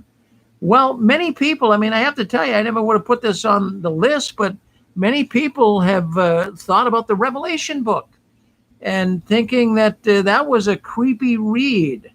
And friends, we studied it 5 times, remember? But the Revelation book, I mean, it had a lot of creepy things in there. You know, the trumpets blowing, and this signified this and that. All these anti-typical events. You know, when the trumpets blew in the Bible, well, that represented the Cedar Point, Ohio convention, and all of this baloney. So that was kind of creepy, right? If you think about it. The creepiest thing to me, yes, Anne-Marie. Maybe it was a creepy book because it had so many satanic illustrations in it. Very twisted, sick, satanic, and sexually explicit, like almost pornographic pictures in it, subliminal in there. And I didn't even know it until Dan Hall brought it out to Wendy and me. In fact, we did a whole show on it. And I think he had like 10 or more examples, and we were all getting out our Revelation book going, no way. And he'd give us the page and tell us what picture and where to look, and there, by God, it was. Whatever creepy thing it was, whatever sexually explicit thing it was there. Thank you, Rick. Oh, there was a lot of creepy images. As a matter of fact, I remember, I believe it was page 105 in the Revelation book, and I had a picture of, well, it was a picture showing Jesus' hand coming down from heaven and giving John, the Apostle John, the revelation. And John had his hand out to receive the revelation from Jesus. And in John's hand, in the palm of his hand, you could see this creepy little face. It was so obvious. There's no way that someone could just say, no, that's not there. I mean, you could see it instantly. It wasn't game playing. It wasn't, thinking it's there. It was there. And there was also some other pictures. I'm glad you brought that up, Anne-Marie. But that publication was filled with these subliminal images. And so I guess that's why it goes down as one of the creepiest things. But I'll tell you, doing the 6 screens of the Watchtower conference calls here and JW World News and being connected with so many witnesses and doing this for 16 years, you got to pick some things up. Some of the things that really, I think, were totally creepy. How about, there was a talk given at the Kingdom Hall where the brother went on to say that if a woman didn't scream while she was being raped, she was complacent. Now, when I heard that my heart sunk down to my shoes. That's a crazy thing. So a woman's supposed to scream while she's being raped. If she doesn't scream, then she was going along with it all. That was actually in a public talk. And then the whole congregation, from what I can remember, they were confused. They looked confused. And the talk was given. And I know for many witnesses, this was hard to understand. But nonetheless, it was given, and we were told that this is the direction given to us from the faithful and discreet slave. And we need to make sure we are obedient. That is one of the creepiest, strangest things I would think ever that I came across in Watchtower. But there's others too. I'll get into that. So, hey, Rick? Yes, Anne-Marie. Just on that note, yeah. I'm sorry, but you know what was sad? Is somebody posted Watchtowers and the date and the year. Scream, don't scream, scream, don't scream. And if you were caught in the in-between, they reverted to the don't. If you didn't scream, you're disfellowshipped. But aside from that, we actually had in a Watchtower study that a person, a woman, a girl, who is being attacked must remember that her attacker is human and he has problems, and we should show respect. So we're supposed to respect our rapist, our sexual predator, okay? But if we are the one who got raped, we're the bad guy. Thank you. Well, there you go. No, it's so, it's creepy things. I had to go with that title, Creepy Things.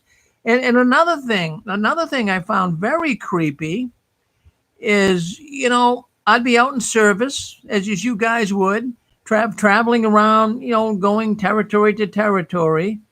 And I can remember in some cases, even an elder. And car group members, Jehovah's Witnesses, speaking up. And as we're driving by some really nice houses, the most expensive ones in town, well, what do you think the witnesses are saying? Well, we're scouting this house out, and boy, I'll tell you, right after Armageddon, we're going to grab it. Did you hear that before? I mean, that's what witnesses did. I can remember that so clearly. I can remember driving by some big mansions. I've heard that story. Before. What did they expect to happen to the original owner? How does that process play out in witness eschatology? Yeah, well, that's the strangest thing. I mean, there is no, I mean, really, when you stop and think about it, God is going to bring about Armageddon. There's going to be hailstones. You see the earth quaking, buildings falling in. So it's the order out of chaos construct. Yeah. There has to be this, we have to bring about the order in order to bring about an eventual chaos afterward, even if we are chaos actors, right? Yeah. Which is, now, it seems like we're being sold a bill of goods if we believe in that kind of thing. God would have to pay somebody $1 trillion to do that. And I think they're called the Rothschilds. Well, did you just hear? So were you on with us when Reese came on there about a half hour ago? I was listening. I was in and out, but I know that the scriptures bear out the prophecy, and it's turning more Islamic. It's turning more misogynist that way, because the Charles Taze Russell Masonry construct is Babylonian. So you're going to become a whitewashed Pakistan. If you Google or YouTube search Pakistan's hidden shame, that is Sin, the moon god, sabotage, Debbie, Jacob Frank, Kabbalah, demon worship. It's the falling away, the apostasy of the church.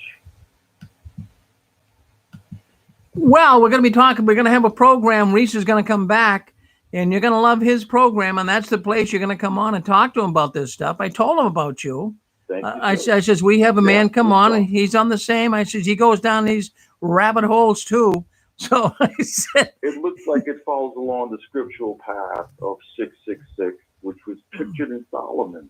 Yeah, well, he kind of says the same thing. So you want to come on next Saturday? Demon-possessed man walking down Fifth Avenue. Me and my shadow. Well, you want to come on next week at 5:45. He's going to be on Dick Borghi's show, and then he's going to have his own program. Yeah, so we're going to talk to you too. Now, you send me your phone number too, because we're going to get you on. I want you to talk to Reese. I want you guys to do some things together, okay? Sure. Good man. Thank you. All right. Well, anyways, we're glad to have you with us tonight. My goodness, we were looking for Matt Christopher. He's still not on with us. We do have other people want to speak up, so go ahead. You're on 6 screens. Yes, Mr. Farron. Yes. Yeah, this is Ken again here from. I find also, generally speaking, the Watchtower Society in general is very bizarre and macabre, and like you said a minute ago, creepy. I find their doctrines, about the end of the world, generally speaking, and so forth, and their descriptions thereof on how the people are going to be killed and everything like that. That's very bizarre and macabre and very creepy. I would sooner watch a, horror film, one of the worst kinds, and I think I'd find more entertainment in that. It's really ridiculous. And also, more bizarre, bizarre and macabre is they try to tell you on one side of the coin what a wonderful life it's going to be in the next world and so forth. And they got all these paradise restored designs. Then on the flip side of the coin, they've got on there the Battle of Armageddon, how all these people are going to get killed, men, women, and children, and so forth. That doesn't make any sense to me. It defies fact and logic. What's it going to be? Give it to me straight, because Watchtower Society doesn't have the facts. Well, Ken, you're absolutely right. They don't have the facts, and you're not going to get anything straight from the Watchtower, so don't hold your breath. All right. Well, Ken's right. Creepy. No, in fact, I got thinking, even when I was a witness, I hate to even admit this. I hate to even admit it, but, I had a feeling of elation, superiority. I hate to say that. That sounds terrible, right? But I did. I felt like an elitist. I felt like, hey, I knew everything about the Bible. I'm smarter than the average theologian. I'm smarter than a born-again Christian. I got the truth. I'm going to go door to door, and I'm going to witness to people, and they're going to hear it. And if they don't, they're going to die at Armageddon. That's exactly how I used to feel. So now what I'm thinking is witnesses, many of them still have this feeling of elation and superiority, and they fail to think about something, and I fail to think about it too, and I want them to think about it if they're listening in tonight. Friends, I want you to give some thought. There's 8 million Jehovah's Witnesses. So let's just suppose, I'm using some hypothetical examples here. Let's just suppose there's 8 million Jehovah's Witnesses that make it into the new world. Now, there's 8 billion people on the planet right now. So if Armageddon came today, tomorrow, we have 8 million Jehovah's Witnesses that will live, and there'll be 8 billion people, dead bodies all over the place. Now, I want you to think about this. I mean, just mathematically, this is not making any sense. So you're going to have 8 million people. The earth is going to be utterly destroyed. We know and remember some of these pictures we saw in the publications. There's going to be fire and sulfur raining down from heaven. The earth is quaking and cleaving, tidal waves crashing, massive flooding, lightning striking, buildings crumbling, bridges collapsing, and other scenes of total chaos and destruction. But the witnesses now are going to have to clean this all up. There's only like 8 million of them, and they're going to have to clean up after 8 billion bodies and all these buildings. I mean, this is a monumental task. How could this possibly happen? I know the Jehovah's Witness organization, the Watchtower, I know they're changing their position on this because people are starting to think about it. They're starting to use their heads, and they're questioning the Watchtower. So the new teaching is that, well, God will dispose of the bodies. But we were told that we were going to dispose of them. So you see how they change things around. They keep moving the goalposts. But, just stop and think about it. Jehovah, if all of this destruction comes about in buildings and all these witnesses that are, well, I'm going to live in that beautiful 3-story Victorian on the corner of Spruce and South Streets because Sister Baines has already wanted that old house with the sun porch and the fireplace. So they're claiming real estate. At the same time, God's going to destroy everything. I mean, it's just not sense. It doesn't make any sense at all. But how do we always say it on the 6 screens? How do you make sense out of nonsense? And, but another thing, and I'm trying to give you some of the creepiest things that I've ever heard in the Watchtower. And one of them has to do, did Anne-Marie want to say something first? Go ahead, Anne-Marie. Oh, thank you, Rick. I didn't want to interrupt, as I always do, and I try not to. But, when you talk about creepy things and how, Jehovah's going to clean up the bodies and we're going to clean up the bodies, well, we remember the vultures. We were always told about the vultures. They're going to pluck out the eyeballs and eat the flesh off the bones and all that. Well, around either 66 or 67, remember in 66, the Summer Convention, God's Sons of Liberty, is when they announced the 1975 Armageddon prophecy, that for sure was the right date. This time they got it right. Well, around either 66 or 67, there was an article in Reader's Digest that made mention of the unexplained surge in the vulture population, that for some unexplained reason, there seemed to be an explosion in the vulture population. Well, the Watchtower was loving that, and they didn't let that article go to waste. Oh, no, Jehovah's preparing us for Armageddon. Look at this. Thank you, Rick. Well, I'm glad you brought that up, because I was also thinking, I was living in Florida in the late 80s, mid 80s, late 80s. And in Tampa, one of the skyscrapers down there, they had all of these buzzards, vultures, that were flocking to that building for some reason. And I can remember it being brought up that, well, Jehovah's getting ready. He's getting ready. These birds are going to pluck out the eyeballs of people. I mean, can you imagine that? So, every little thing the witnesses would take advantage of. Absolutely crazy. So many things are so creepy in the Watchtower. But I think the creepiest thing, there's a lot of creepy things. But one of the creepiest things came across a Watchtower article in 2013. You guys remember it. I believe it was in November 1st, 2013. All of us must be ready to obey any instructions we may receive, whether these appear sound from a strategic or human standpoint or not. That is creepy. I mean, that sounds like something Jack Nicklaus would say, right? I mean, really, when you think about it. One flew over the cuckoo's nest. That is crazy stuff. So you're supposed to obey instructions from the governing body, from Watchtower, whether they appear sound from a strategic or human standpoint or not. Man, they could pull anything over on you. That is absolutely crazy. Absolutely crazy. But then there were other issues, specifically here, the Watchtower, February 2017.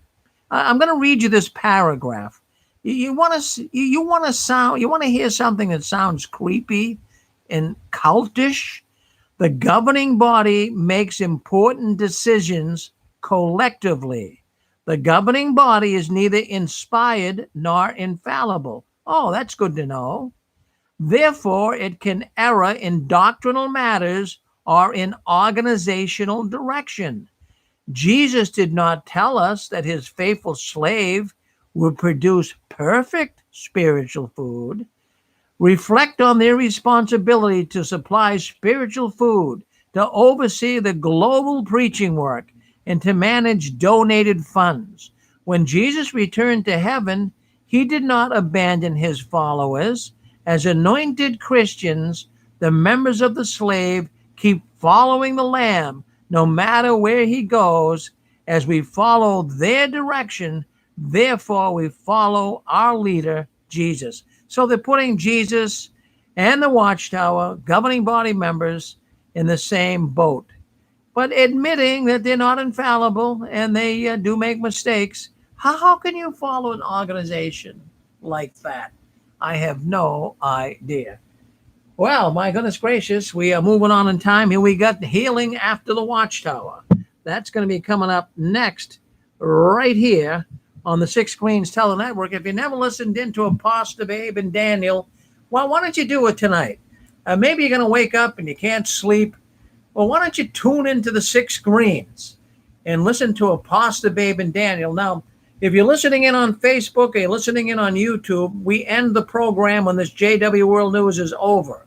Now, if you want to continue listening into the other programs on the Six Screens, you're going to have to go to sixscreensofthewatchtower.com. Scroll down, it'll tell you how to listen in. You can listen in. In fact, I'm going to give you a telephone number, all right, just so save you some work here. If you want to listen to Apostle Babe's program and Daniel's program, Healing After the Watchtower, I want you to dial this number, 727-731-6701. It's free. For the most part, it's free. If you have a cell phone, it's free. Call it up, 727-731-6701. You don't need a PIN, and you can listen to the program. We call it a telephone radio network.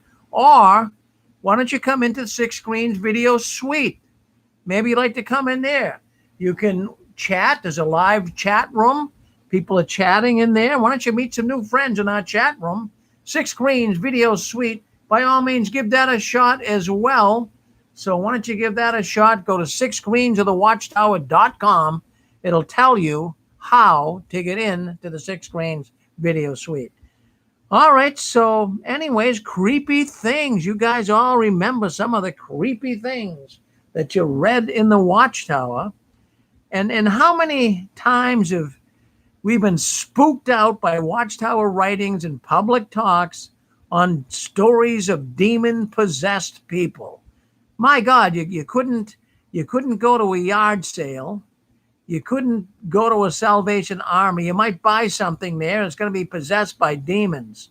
Unbelievable. Some of the stories about demons we were told in the Watchtower. And I had to bring that up tonight because, friends, they are really demon crazy. They really bring this up a lot. And it's a way to frighten the witnesses right out of their shoes, so to speak, and get them to stay loyal to the Watchtower. So, I mean, we know all of those demon stories. You probably have one yourself that you'd like to talk about. So, yes, Anne-Marie. Just as an example of how two-faced and hypocritical Watchtower is about demons, we weren't supposed to go to the Goodwill. We weren't supposed to buy anything secondhand, go to any yard sales. Of course, a lot of witnesses did because we had to. But we were told not to because you could get a demon. But you were in trouble if you bought a brand new car. You had to buy a secondhand car. Who cares if it had 2 or 3 or 4 or 5 owners?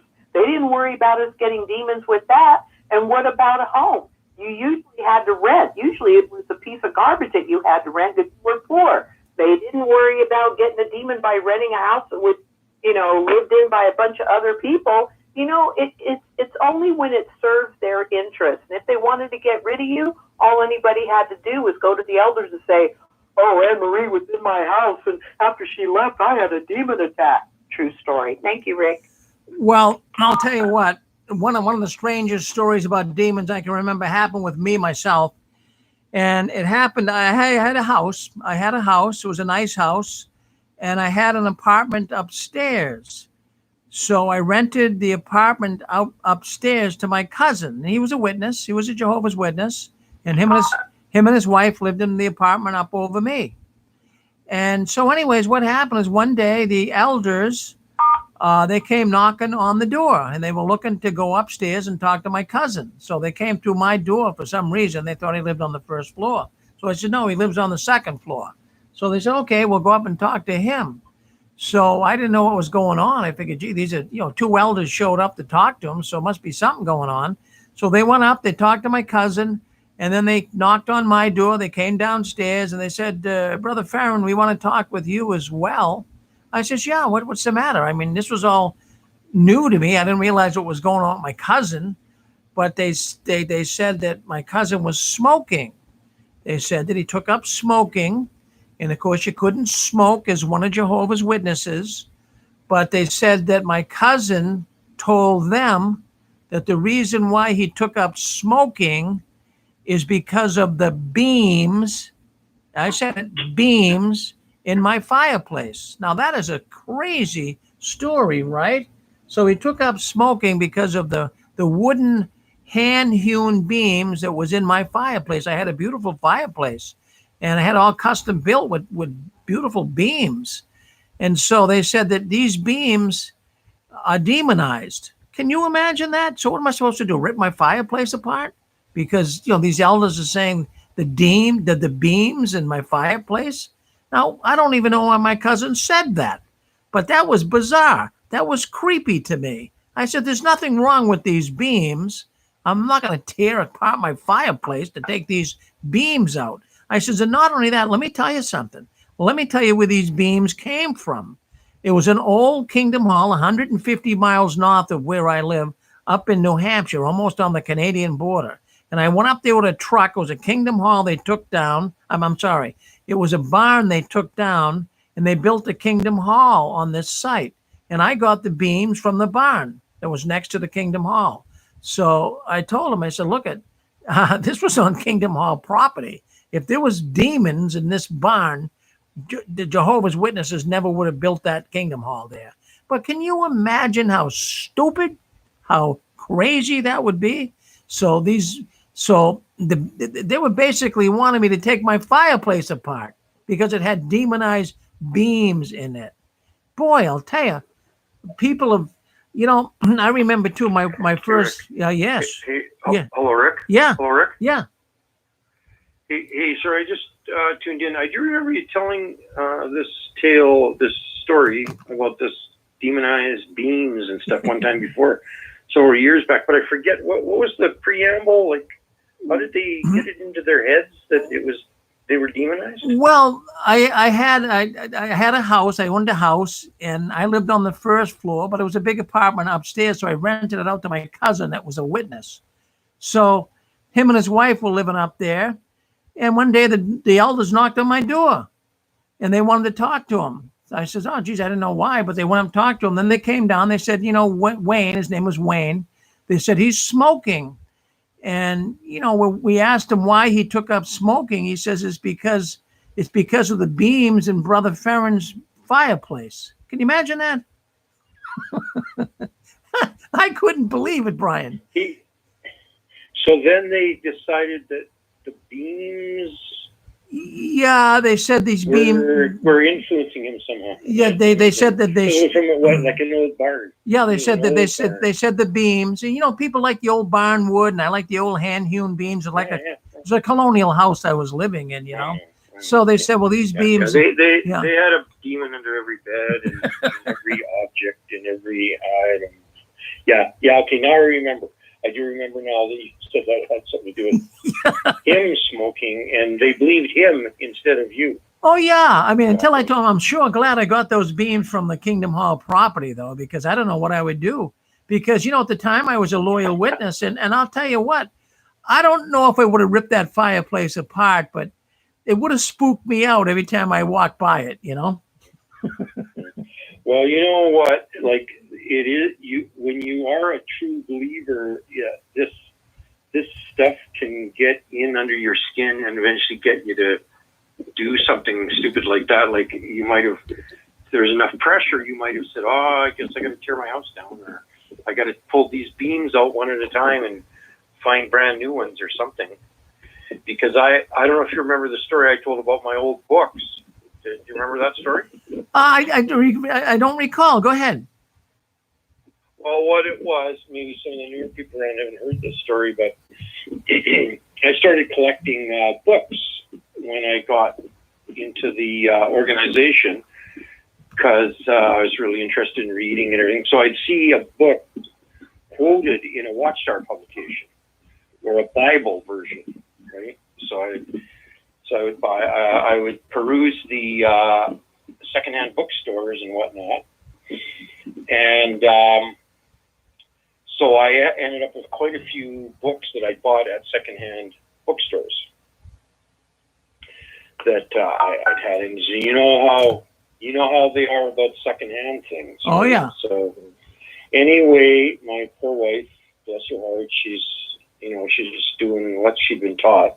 She started harassing me about these books. Maybe we've got, maybe there's demons. Like if we had a fight, like an argument or something, and young couples are wont to get into arguments about various things when you're first learning how to be married. And she would blame that on, well, maybe these books are causing us to have problems in our marriage or whatever. Something like that when you was going through that. And they look for something to blame. And this went on for months and months. Now, let me tell you some of the books I had. So I had found a 3-volume set of Monsignor Knox's translation of the Bible in a used bookstore. It was a great big huge set with all the notes and everything, had special covers on them and everything. So I had that. And the Watchtower Society used to quote from Knox's translation quite a bit, especially in some of the older publications. So I had that. I'd come across that. And I was making it basically a lifetime thing to collect Bible translations. And I had when I was going to high school, and I started going to Kingdom Hall when I was in the last year of high school.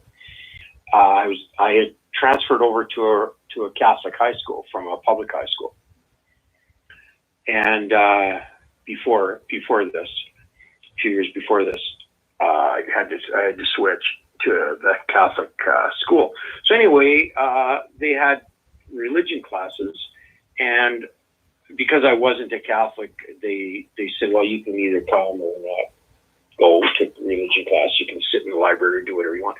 But anyway, after I got interested in the Bible and everything, well, I went to the religion teacher, the priest that was teaching that class, and I said, hey, everybody else has got one of these really neat Catholic Bibles that they use in religion classes. Any chance I could have one too? So he gave me one, right? So I had that.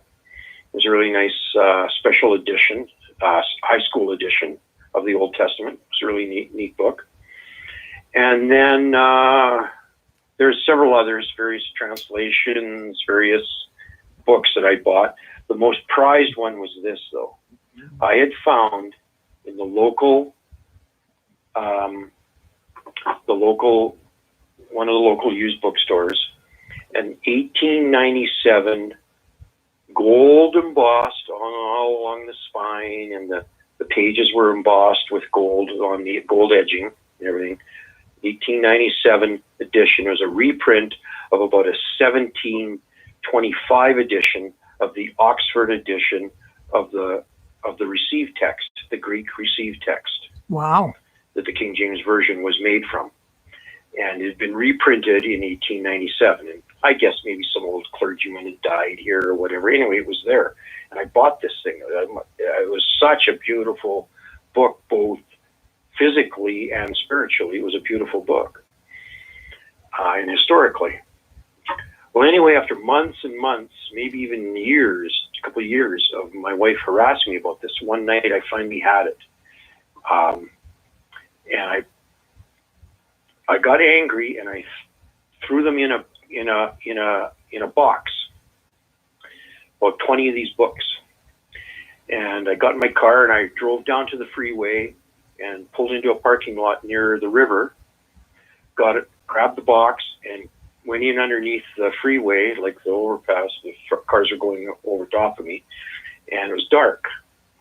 And I couldn't bring myself to burn them, like to throw into a fire.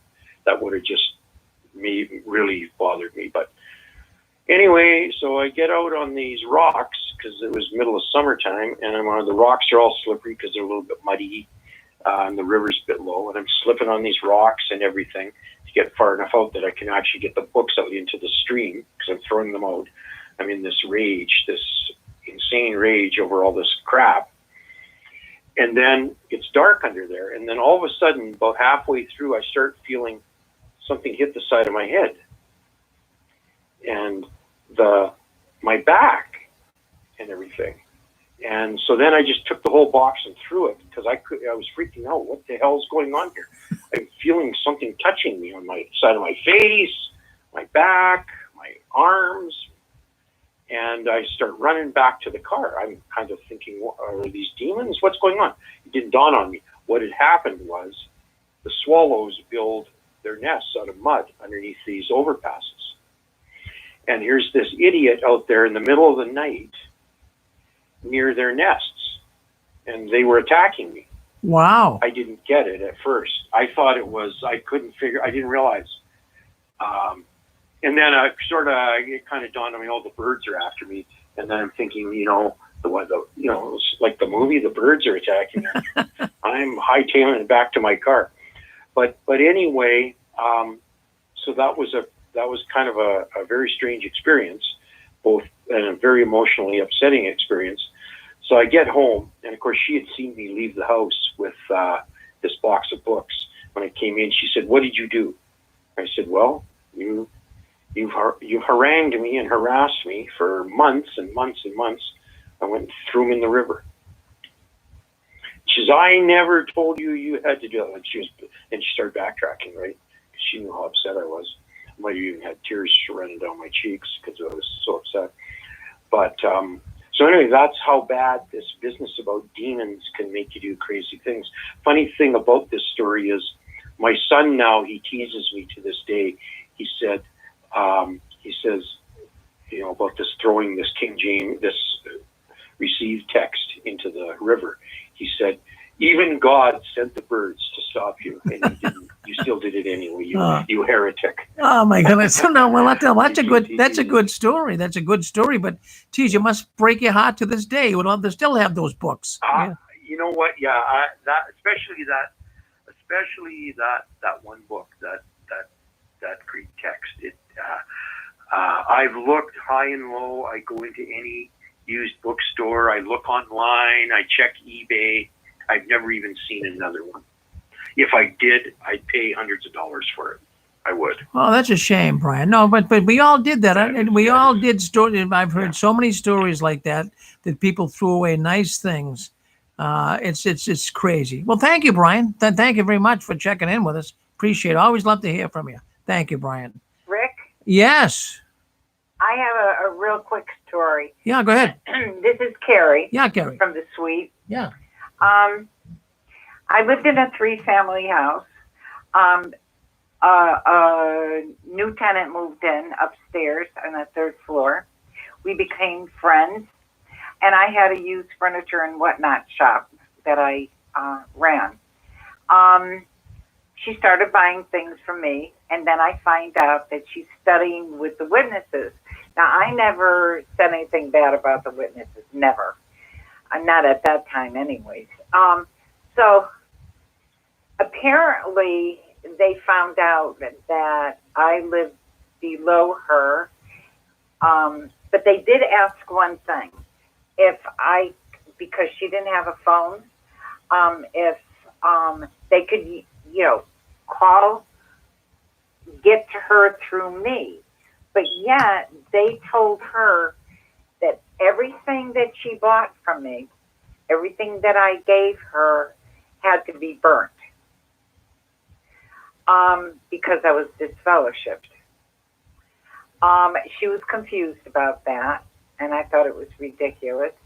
But yet, when they wanted to get a hold of her, they would call my phone number. Now, here they're calling the demon to get a hold of her. I thought, now, isn't this the most stupidest thing you ever heard of? They used me as the in-between, but yet she was supposed to talk to me, but she had to literally come into my apartment and, use the phone, either to call them or them call her. So, this is just another little example of how they make you burn things. So I don't know if she ever burned them or not, or gave them away or whatever, but I lost touch with her.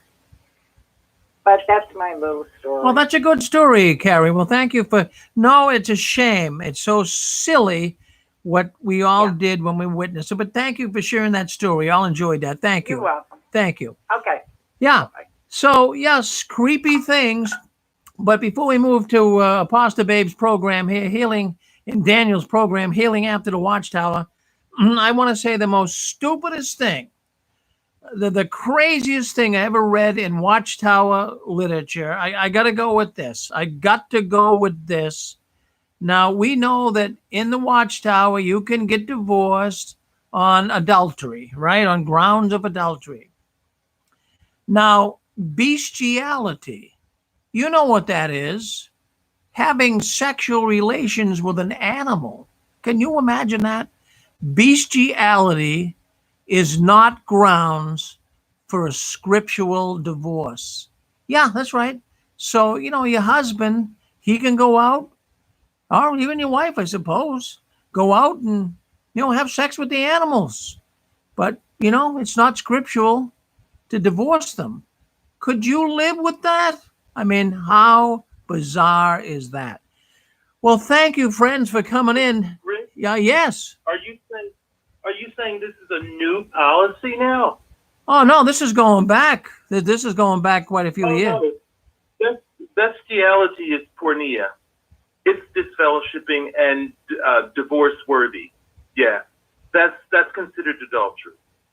Yeah, but no, it's not really. You can check it out. It's, Oh yeah. Oh no. It adulterates. It's in the witness stuff. It adulterates the marriage bond. You can get a divorce. Yeah. Well, not in the questions to the readers. I don't have it in front of me, but questions from readers. It said. What year was it?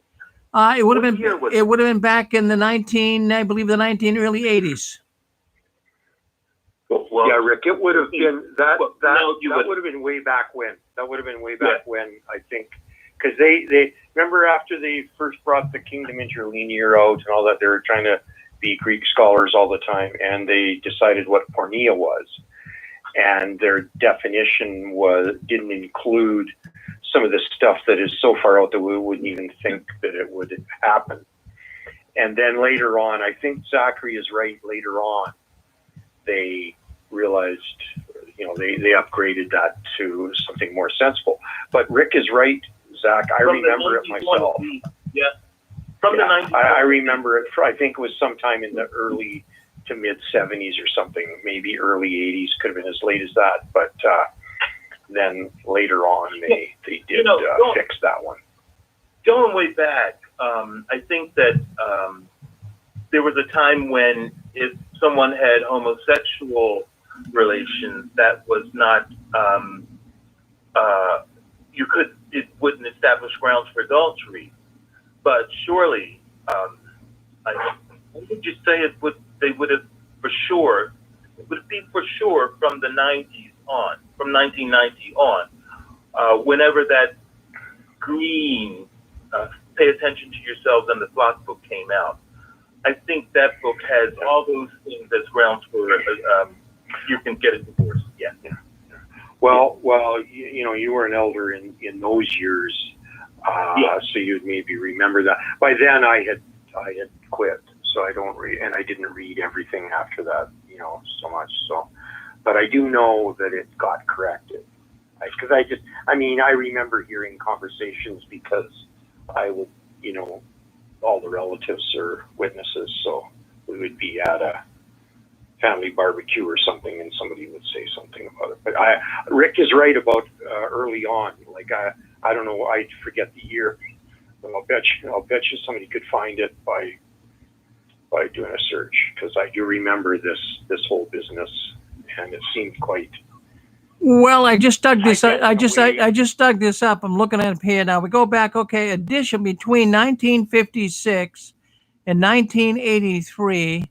What happened to those mates was scripturally free to have sex with animals. So evidently it changed in 83, Zach. Yep.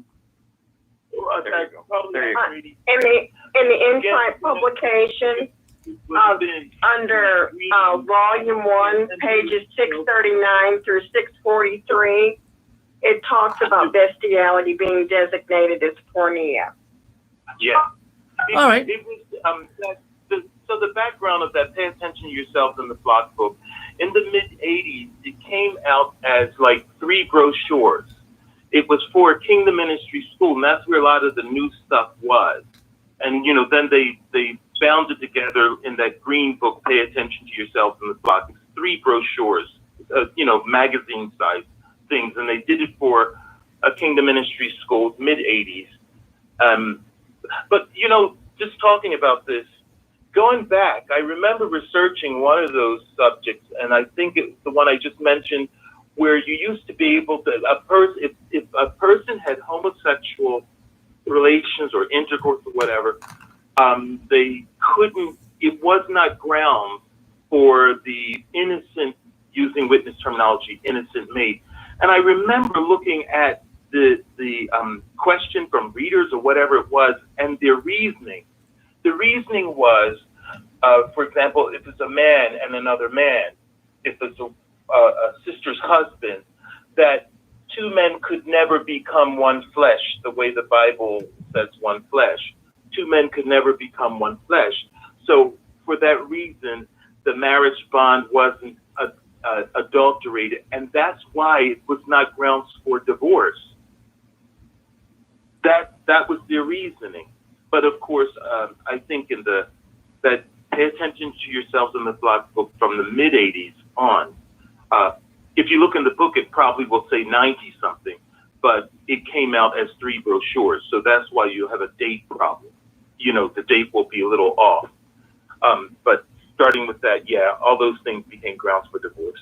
Well, there you go. Well, thank you, Zach. No, but it was in the Watchtower, but it did end in 83. 56 to 83, they didn't consider it an act of divorce, you know, so unreal. Thank you. Well, thank you, Brian, too, and thank you also, Sister, for chiming in as well. Well, I guess that kind of ends the program here. JW World News. Got to come to an end tonight.